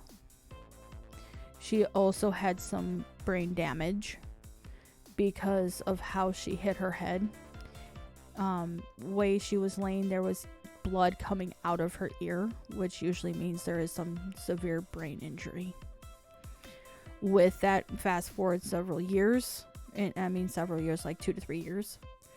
The issue with this, okay, the reason why it's so traumatic is she did a complete 180 in her personality. Instead of being loving, caring, and honest, like a great parent, she turned into the demon, like a demonic or Satan, herself. To me, even to this day, I remember, and the only parts that I do have to say is it's getting better now. But at that time frame, I swear, up and down, left, right, sideways, my mom died and some demon took over and created hell because it was so traumatic. My mom used to beat me all over my body. Anything that was available to be gotten to. My mom used to abuse me really, really badly. She would hit my head, she would hit my back, she would hit my body. Anywhere she could get a hold of. With whatever, and I say weapon, but whatever she can get her hands on. Like if you grew up in the 90s to early 2000s, or even, well, mid 90s to late 2000s when this all happened, because this was 99 specifically. So basically early 2000s, if you remember the old house phones, the old wireless ones, they were like a brick. Those fucking hurt. Because actually one thing you can kind of see is an actual scar where it actually cut me the fuck open in my forehead and I had blood dripping down my face. I know one, and that was in high school, to where I stayed home the next couple of days. Another thing is, the old cake pans, the old thicker, not so bendable ones, they were quite cast iron, but they were solid. Those hurt as well, especially going over your head. I had a lot of things, let's just put it that way. And those are the main ones that I do remember at this time. I have a lot of divots in my skull, as well as like what looks like goose eggs or like mountains coming out of my head of all the deformity of my skull, which causes pressure and it just intensifies things, because instead of your head fitting nicely into this beautiful dome, it's got dents and craters and it's putting additional pressure because there's not much room there. So because of all that, I now have epilepsy, or have had, from what I found out later. I have the epilepsy. And I've had seizures for a lot longer than I previously knew. But because of that, it made me way more humble. It actually made me realize the value of life and the error of my ways at that time. Thank you, Lily. You are fucking awesome. There is a helpline, guys, to not only, if you need help finding resources or support or people that will understand what you are going through. Like if I would have known that was a thing, because I grew up learning about the suicide hotline, not the fucking epilepsy ones, which today's technology is very grateful for that as well. But growing up with all that, I had no family history. I had no family members whatsoever that had epilepsy before. To this day, the reason why I say what I have If someone has seizures and they tell you they are having seizures and that they are legit seizures, don't fake that shit. It is very hard to fake one. But if the person is like good at acting or whatever and putting on a good show, they can mimic one. They can move around like one. I'm not gonna lie. I've seen somebody do it. It pissed me off. It made me so goddamn angry. It's not even funny. Like, I've never had bloodlust before, and that was close. But I've had several people, both relationship and family, who told me to my face, I am lying about my epilepsy. That I'm doing it for attention and I'm doing it for show. Y'all, I don't fake this shit. I wish I could and say, yeah, it's a joke. It's a whole nother thing because of my forms of epilepsy or my types of seizures where people can say I am. I get it. I get the logic behind it. But the damage is there. I'm not... I wouldn't want anybody to think that of somebody else. So if someone says that they're epileptic and tell you the struggles, the pain, the sheer torture of what their mind can do to the rest of the body, listen to them, please. Like, from the bottom of my heart, please listen. This is not a joke. This is not something that we want to joke around about, because it is serious. It is literally life-threatening. It is something that, again, I would not wish on my worst enemy. No one asked for a chronic illness. And I'm sorry, Lily. I know that was really heavy, and we gave the warnings, but it's still hard to hear that a friend or family, even adopted family, has gone through that shit. No, I completely understand, and it's okay. And I know I've told you things as hard for me to tell you as you to talk on that, and I completely understand. I will not lie. I know I'm sitting here stone-faced, but internally I am bawling. I know. Because it is hard for me to announce that I was abused as a kid. That I've gone through so many hardships that nobody should have to. I know, and you know I can tell. Yeah, I know, because you're reading me like a fucking book. Going, it's okay. I got you. But that's okay. I can also see that you're upset for me, and that is okay. Without trying to overstep, I understand more than you know about childhood abuse. Shay, I am here if you want to be a talk to person. Like, if you want to, we are here for anybody and everybody that wants to talk about that, because it is such a heavy topic. And it takes one to know one kind of thing. Like, being through it when someone's bullshitting you or telling you the authentic truth. I have so many damn scars on my body, both internal and externally, that it's like a fucking roadmap of my life. Okay? But to help cheer this up, guys, I'm going to say something that is going to knock your socks off. So buckle up. I wouldn't change it for the world. I've had people ask me, if you can go back to a time frame, where would you want to go? What would you want to undo? I don't give an answer because I don't want to change it. It has made me the person that I am sitting here today with you. I have come to understand more about humans and life and give it a weird but true meaning to me. Being facing with death each and every moment of my life through the epilepsy and the seizures has come to get me to understand something that I don't think I would have grasped any other way. Because, guys, I've got mental illness, which we will cover on a little topic with epilepsy. Lily, I think you can safely understand that as well. Where I can say, with epilepsy, it gives you a very humbling experience. It gives you a new meaning on life. It's like people who say that they have died and they come back. They come back with this whole new sense of meaning. And life is so much better. I can look at something and everyone goes, ew, that's disgusting. It's just part of life. And we love you for being you. Well, thank you, Valen. I love you guys as well. That's why we're here. We're having these real talks, because who wants to hear that their friend, best friend, streamer, or whoever have you, whatever relation you can come up with, was abused as a kid? Even to this day, my mom will deny it. But that's okay too, because she doesn't remember with all the brain trauma and shit she's been through herself. Like, she's got her own trials and tribulations, and we're actually okay. We can actually have conversations out. Like, what was it the other day, like a week ago, that we had like an hour conversation, and it was actually really good. Just because that thing is there, it's hanging in the air. I will never get an apology from her, but that's okay, because you know what I see as an apology? The fact that she's still trying to work with me and have that relationship with me.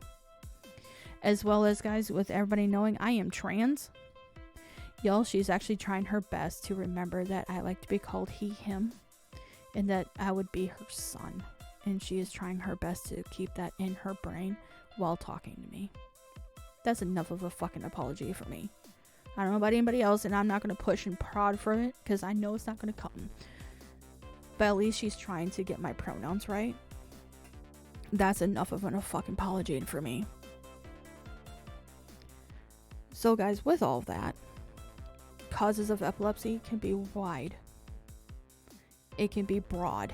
It can be this little minuscule thing to this big, huge traumatic point in your life or in someone's life. Which is why you never ask, well, what happened? You never know if you accidentally triggered them into a seizure. Yeah, and some people have no answer. And there is no explanation. Yeah. It just is, because they... And I'm going to do this because I need a little comic relief. Maybe it's because they're born with it. Maybe it's Maybelline. See, that's how I make it through life. I always find those little jokes, those little references to make it a little bit easier and a little bit brighter. Like right now, people, it is cloudy as fuck outside. But hey, it's still bright enough to see what the hell you're doing. Same actually where I am. It is cloudy as fuck. But at least there's enough brightness coming out where it's not pitch black and dark. So the reason why I reference that is because there's always that little light at the end of the tunnel. There's always that light in the darkness. There's always a reason to keep going and fighting. Same though, right? So we will go over quite a few topics on this topic of epilepsy or seizures. Okay. Holy shit, we've been going for 2.5 hours already. Shit! That was quick. So to go over all the topics and things we hope to cover in later episodes, if you will, or later podcasts, is kind of going into more and delving on the topics that we have. Like, what is epilepsy? Okay. Give more examples of epilepsy. Seizures, all the different types, triggers, warning signs, all those is going to be different topics of different days. Yeah. We are also going to cover like caregiving 101. What it means to be a caregiver, what it means to be in that caregiving role or team. Okay, both IRL and online. Like we just covered it, like tip of the iceberg. We're going to go way more in depth. Yeah, every topic we went over today, we will cover. We barely touched on. Again, buckle up, guys, because it's going to be a bumpy ride with these. We are going to cover sex. We are going to cover BDSM and the roles that they're in with epilepsy. We are also going to cover possible treatment options, whether it be positive, negative treatments, like different medicines, different other treatment options, as well as ones that are going to be controversial, like weed, cannabis, Mary Jane, whatever the fuck you want to call it, but weed. Also, the effects of substances when you have epilepsy. Yep. Such as Which like does alcohol, drugs, so on. Tobacco, nicotine. We will cover all of that as well. We will hopefully also cover different stressors or triggers when you're going out in public. What are things to look out for? Stuff like that. Because there are triggers that unless you are looking at or looking out for, you're going to completely miss, that we have to pay attention to. Yes. We're also going to cover all the different types of epilepsy and also types of seizures and the different definitions and hopefully examples therein. We're also going to have guests come on and tell their stories, and if possible, their caregivers and their stories. We're going to try and get as many people on here to have these little healthy chats and ask them the unbearable questions. So, squirm alert. We're going to have to give them squirming alerts. It's going to make you squirm. It's going to make you uncomfortable. But we're hoping to cover these ideas or topics. So that way we can get down to the nitty gritty, dirty laundry kind of stuff. Like when I worked at my old job and my coworker who had a seizure disorder of some kind was nervous around one exactly. computer because it kept flickering rapidly. Oh, order PC. I got it. Okay. I was like, what kind of order PC? Exactly. Oh. That would be like in public or in real life thing that would probably be a trigger. Like with me, TV screens, even PC screens, there's a reason why I have to also split my screens up, because with streaming so long and staring at a screen without a game included, like just now how we're talking, and I'm not fucking with the goddamn thing on my computer. See, my hands are up here. Once in a while, it still messes with my brain. Once in a while, it can give me ocular migraines, and that's when I know, hey, I have to lay down, make it dark, and back the fuck away. Yeah. Yep. Even looking at my phone too long, looking at any type of screen for too long, for me, it is a trigger. Mentioning all that. Like, for me, it's not, honestly, that often, but I know when the pressure starts building behind my eyes. Yeah, like for me, because your eyes are connected, like the optical pain is back here. It's the optical nerve goes to the back of the head. So technically, your eyeball is just the like device, we'll call it that way. It's like the lens. Your nerve, in order for you to see, is in the back of your head. So that's why if you get hit in the back of your head, why your vision goes blurry or it goes pitch black, is because your nerves are back here. That Totally reminds me, I have a cooling eye mask I need to stick in the fridge or freezer. Because I thought you did that already. I never did. No. God damn it, Lily. I'm lazy. I love you because you and I both go, God damn it, you were supposed to do that like 2 days ago. What the hell? I know. You know what? It's called epilepsy. It's called brain problems. We don't remember shit. I have no short-term memory. Long-term, yes, but short-term, To me, it's a fickle thing. Long-term, it's but I can remember people. I can remember men's birthdays. I was going to say people's, but men's. You remember Angel's birthday? Because it was the same birthday as like my best friend for 4 years as when I was a kid. Still point. She's not a man. No, but it's only because I already had that date in my head. I'm trying to make you smile, woman. There it is. All right. Other topics is going to be sleep, diet, and good habits. And we might break those up depending on the in-depth talk, because sleep is important, diet is very important, as well as good habits versus bad habits. Okay. Yeah. Again, like we were talking about, the weather, moon phases, and external influences on our life. Yeah, some of these might have to be like two-parters. It might be 2, 3, 5-parters. I don't know. We'll cover it as much as we can until that topic is completely exhausted. As well as like epilepsy myths. Yeah. We have several topics, guys, because this is not even. This is only part of the list. We've been talking about this for a couple months, so we've got a lot of ideas. So, like, virtual and online help. Like, what can you guys do being in virtually to help someone versus in real life? That is also something that was requested of us to talk about, because there is several situations where somebody cannot physically get to somebody else that is having these issues. Healthcare and medical resources. We will cover all the different resources, all the different things that we know, as well as, I'm sure, apps we can talk about, and different things that are like helpful things out there. The main website that we both push is the Epilepsy Foundation of America. Yeah. Yes. So guys, not only are we ambassadors there, but we're ambassadors there for a fucking good reason, because they are actually good at what they do. Yeah, I'm an ambassador and I'm on the Discord. Yeah, I'm also part of their Discord. I'm just not very active in it because there's a lot of people and it kind of goes.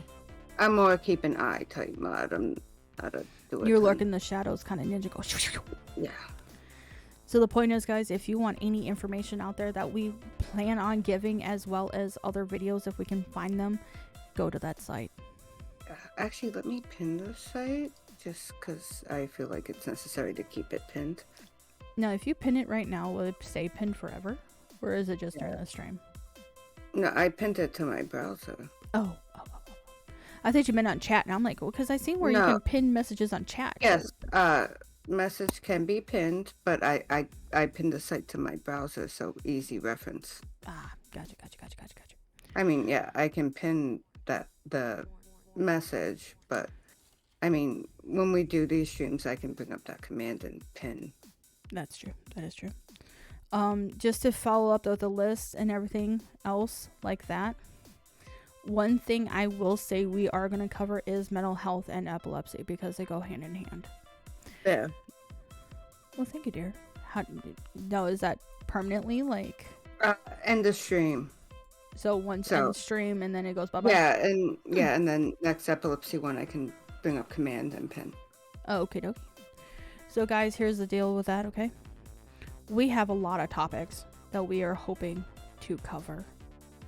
We have a lot of topics that we still haven't even touched or even thought of that we will probably cover in some time in the future.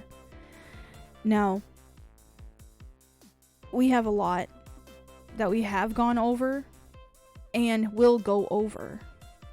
But I want to open up the last 20 to 30 minutes of every stream to questions. We don't have the we don't have channel points to bring it up to where you guys can ask a question throughout any of this, to where we can see it and we can answer them on the spot. We don't have that. You can ask a question to either of us or both of us. Yeah, you can just go, all right, what is this? One of us will answer, or both of us. If you want it specifically to a person, go Ash, Bop, question. Or, question and to Ash, or for Ash, or for Lily. Yeah, and however you want to word it. Okay, I'm going to say this. I assume you agree. Nothing's off the table. Nope. So, about anything. Actually, hold on. I have to backtrack. There is technically one thing off the table. The only things we will not cover is TOS strikeable information. Yes. Please be respectful to Twitch and the TOS, the terms of services. We are not going to break that, guys. Let's be honest. If it's under TOS safe, or if we can word it a certain way to make it sure that we are okay and we're not going to get TMS striked or get in trouble, by all fucking means, it is on the table. There is nothing off the table in that sense. As long as it follows TOS. Yeah. Okay. So guys, with that, and it's kind of one of the things that I've always said growing up, you got the balls to ask me a question, I have the balls to answer it.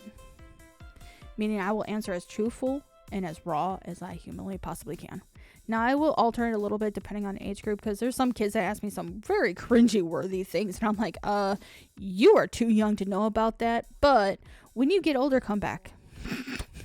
I believe they look at me like I'm stupid. I believe Alan is the youngest person in here, so. But you get my point. Yes. Where I'm like, you got the balls to ask me a question, I'll answer it. Oh shit, you're too young to know about that, so I'm not giving you that information, because I'm not going to be the one held responsible to corrupt you. Yeah, or that's a parent question, not a me question. Where's your mom and dad? Grandparents, aunts, uncles, family members? Go ask them. Probs. Probably that's me saying Valen was the youngest one in here.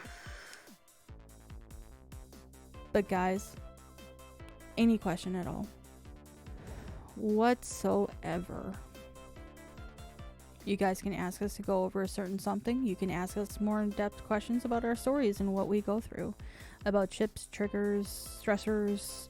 You can go over anything and everything, any question at all. Now is the time to ask.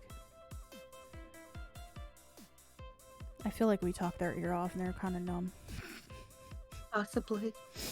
I'm sorry, chat. I didn't mean to corrupt you too much.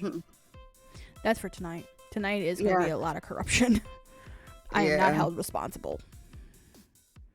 Okay, I'm okay with being held responsible. Oh, I am not, for one reason. I do not want that shit coming back on me. Be like, well, it's because of they told me how to do it and it goes wrong. No, bitch. Hold up. Please reference what I truly said and not what you interpreted. Yeah. That's where I'm like, I'm not held responsible. It's kind of like, that's not what I said. Look at the bod. Let's go into details, shall we? You want to fight fire with fire? Here's the gasoline. I'm going to pour it on. Here we go. But no, guys, seriously. Anything you want to ask at all.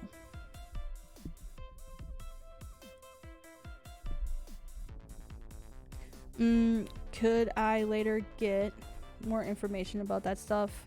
Or like get a list of your triggers and signs that you might be having a seizure for you guys? Because my brain is not working at the moment. So basically the question is, can you get a list of our triggers and signs that we might be having a seizure? Fuck yes. Yes.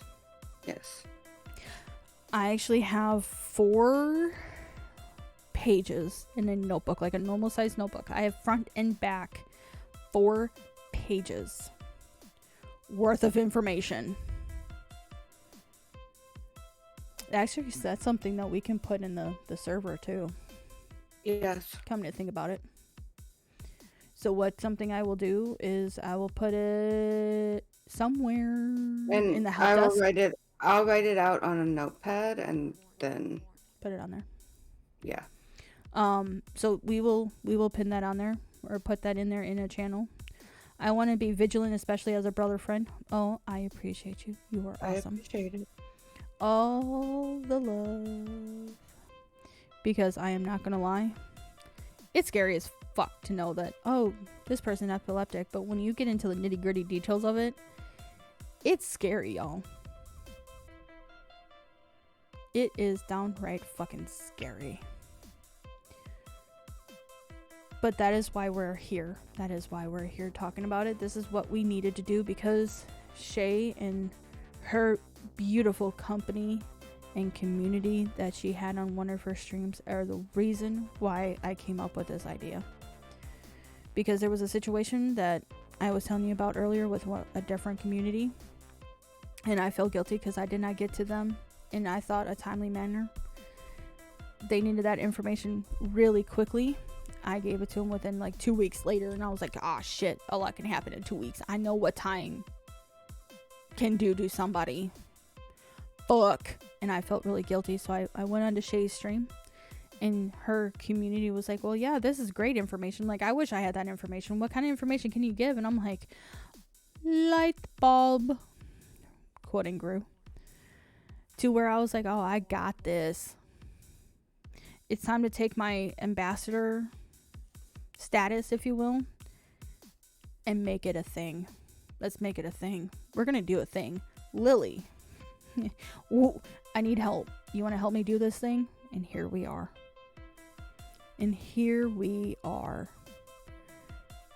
Hey, Lily, it's 3 o'clock already. Holy shit. We went longer than I was anticipating. I thought we were gonna bomb, but hey, we're making it. Even holding hearings. Yeah. Even only hearing somebody having a seizure was scary because I didn't know what was going on. I knew to wait and listen to the people who knew what to do, but it was still very scary. So if you hang in to all these podcasts and you stay tuned, we will cover very much in detail all the things to do, what to do, not to do, and things they're in.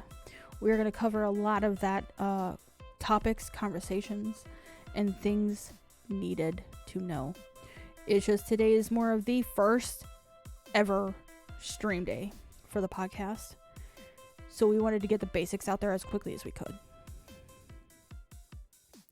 So guys, I appreciate you guys hanging out with us and listening to us talk our fucking ears off. I'm sorry. If your ears are bleeding, I'm sorry. If there was too much information spread, again, I'm sorry. But it's information that was needed.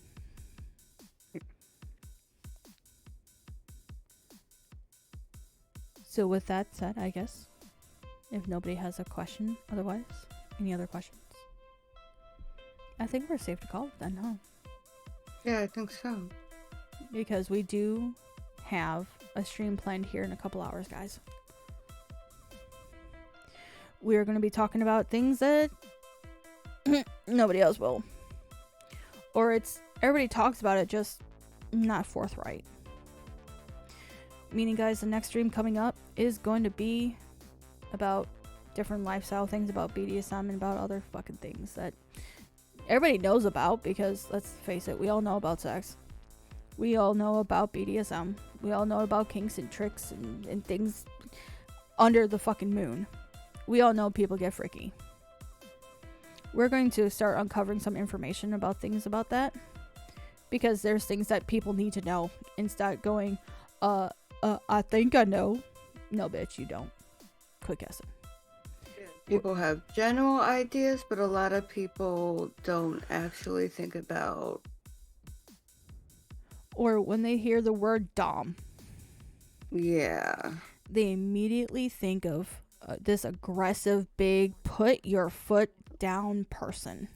No. Yeah. Each dom is different, just like each sub is different, and each conversation they're in is going to be different. So we have a lot of conversations to have with that as well. So guys, let us find somebody to raid for you guys. Let's see. Before I switch scenes. Okay. Let us find somebody to raid, shall we? I ain't got nobody alive on this account. Fuck. Invite someone? Yeah, I can't see my actual list for my actual personal account. Fuck. I should have come up with backup plans. I didn't want to do like a whole host of following people right off the bat. And following people. Let me make sure that's spelled correctly.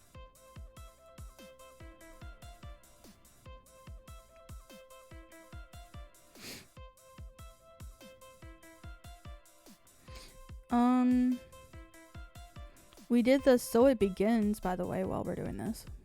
Right? Which is your first stream, exploring your dashboard, updating your stream title, and updating your category. We have 8 followers. Right? According to this, we have none. It's because it's a brand new account, but we do have 8 followers. I can see the list. Damn, Oh, Shay just got back. Welcome back, Shay. You missed what we were asking for questions. God damn it. I actually think my friend is Dom. Interesting. We'll have to see. All right, then before we go, Shay. Do you have any questions? Do you have any questions you want to ask before we go bye-bye? Do you have any questions or things that you want to discuss or talk about or ask? No, it's fine. I didn't have any questions. Are you sure? I mean, after every stream or after every podcast, we are going to open up the last 20 to 30 minutes worth to have these discussions. So we're going to try and cover as much information as we can. Open questions about anything, like anything goes. Yeah, anything goes questions. No? Going once? All right. Valen, who do you got?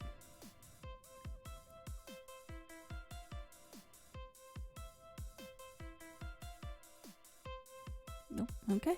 Alrighty then. Then guys, we are so happy that you guys were here to hang out with us during our first stream for our first podcast. Let us know in the DMs or in tonight's stream how we did. I would like some fingerprints. Fuck, English is hard. Would love some feedback. That's where my brain was trying to fucking go with it. Alright. You want to do the raid? I think she's already on Damn, she quit. I'm looking up the person they said. Okay. Well then, guys, we love and appreciate you for hanging out with us. If you could, let people know that we're doing the damn things. We're doing the things, okay? Okay. I have them pulled up. Okay, I'll do them. Guys, thank you for hanging out with us. We are going to If I flip to the could be type- right, the be right back, motherfucker. I never used one of these before, but we're gonna hit the ending soon track while we do all this. Again, I love you guys. Thank you for all the love and support that you guys have given us. You are awesome. You guys are the real. Why did you delete the Steam Elements message of no one here is a medical professional? Because I didn't. I meant to delete something. No, I didn't delete that message. I got rid of the top one because. Oh. Got you. All right. We're still learning. All right. It's not. It does not allow me to rate it this time. The fuck? Oh no, they don't let me rate. All right, then Valen, my dear, we have a slight Yeah. issue. The person they said won't let me raid. Won't let us raid them. We are not able to be. Should I do the person I suggested? Go for it. I apologize. I'm sorry, Valen. Oh, they don't let. She doesn't either. God damn it. It might be because it's such a new channel. It very much might be because it is a very new channel, guys. Like 2 Yeah. days old. That's probably 3, why. maybe. That's probably why. So we might not be able to read anyone. Shit, we didn't think about that, did you? Okay, Oh, there's Mocha for life. Jill is also streaming. Should I just see if her settings allow it? Yeah, go ahead and check with Jill. If not, there is Mocha for life. Nope. All right, so it's probably because we are so new as an account. Yeah, I. Okay, let me figure out how to spell that. How do you? Okay. MOCHA, the number 4 LIFE. The M and L are both capitalized. Okay. Okay, I will try them. If this one does not go through, then we will just call it Yeah, what it is. yeah, it's not one. So it's just because we are so new, guys. So Yeah, as time goes we're by, so we new. will be able to start rating out, and we will. Yeah, basic raid settings might not let you for like before the channel's a week old or something. So if we can't today, that's fine. By next week, we Yeah. should be okay. Yeah. To start rating out and be like, hey, we're spreading the love. Mhm. All right, guys. So we love and appreciate you guys. We're gonna hit that end and stream. Thank you all for being here. Really Thank you appreciate guys. it. I do appreciate you guys. You guys are freaking awesome. So guys, hang in there. We're just gonna hit the ending soon stream, and then we will see you next time. Okay. Thank y'all. We love you.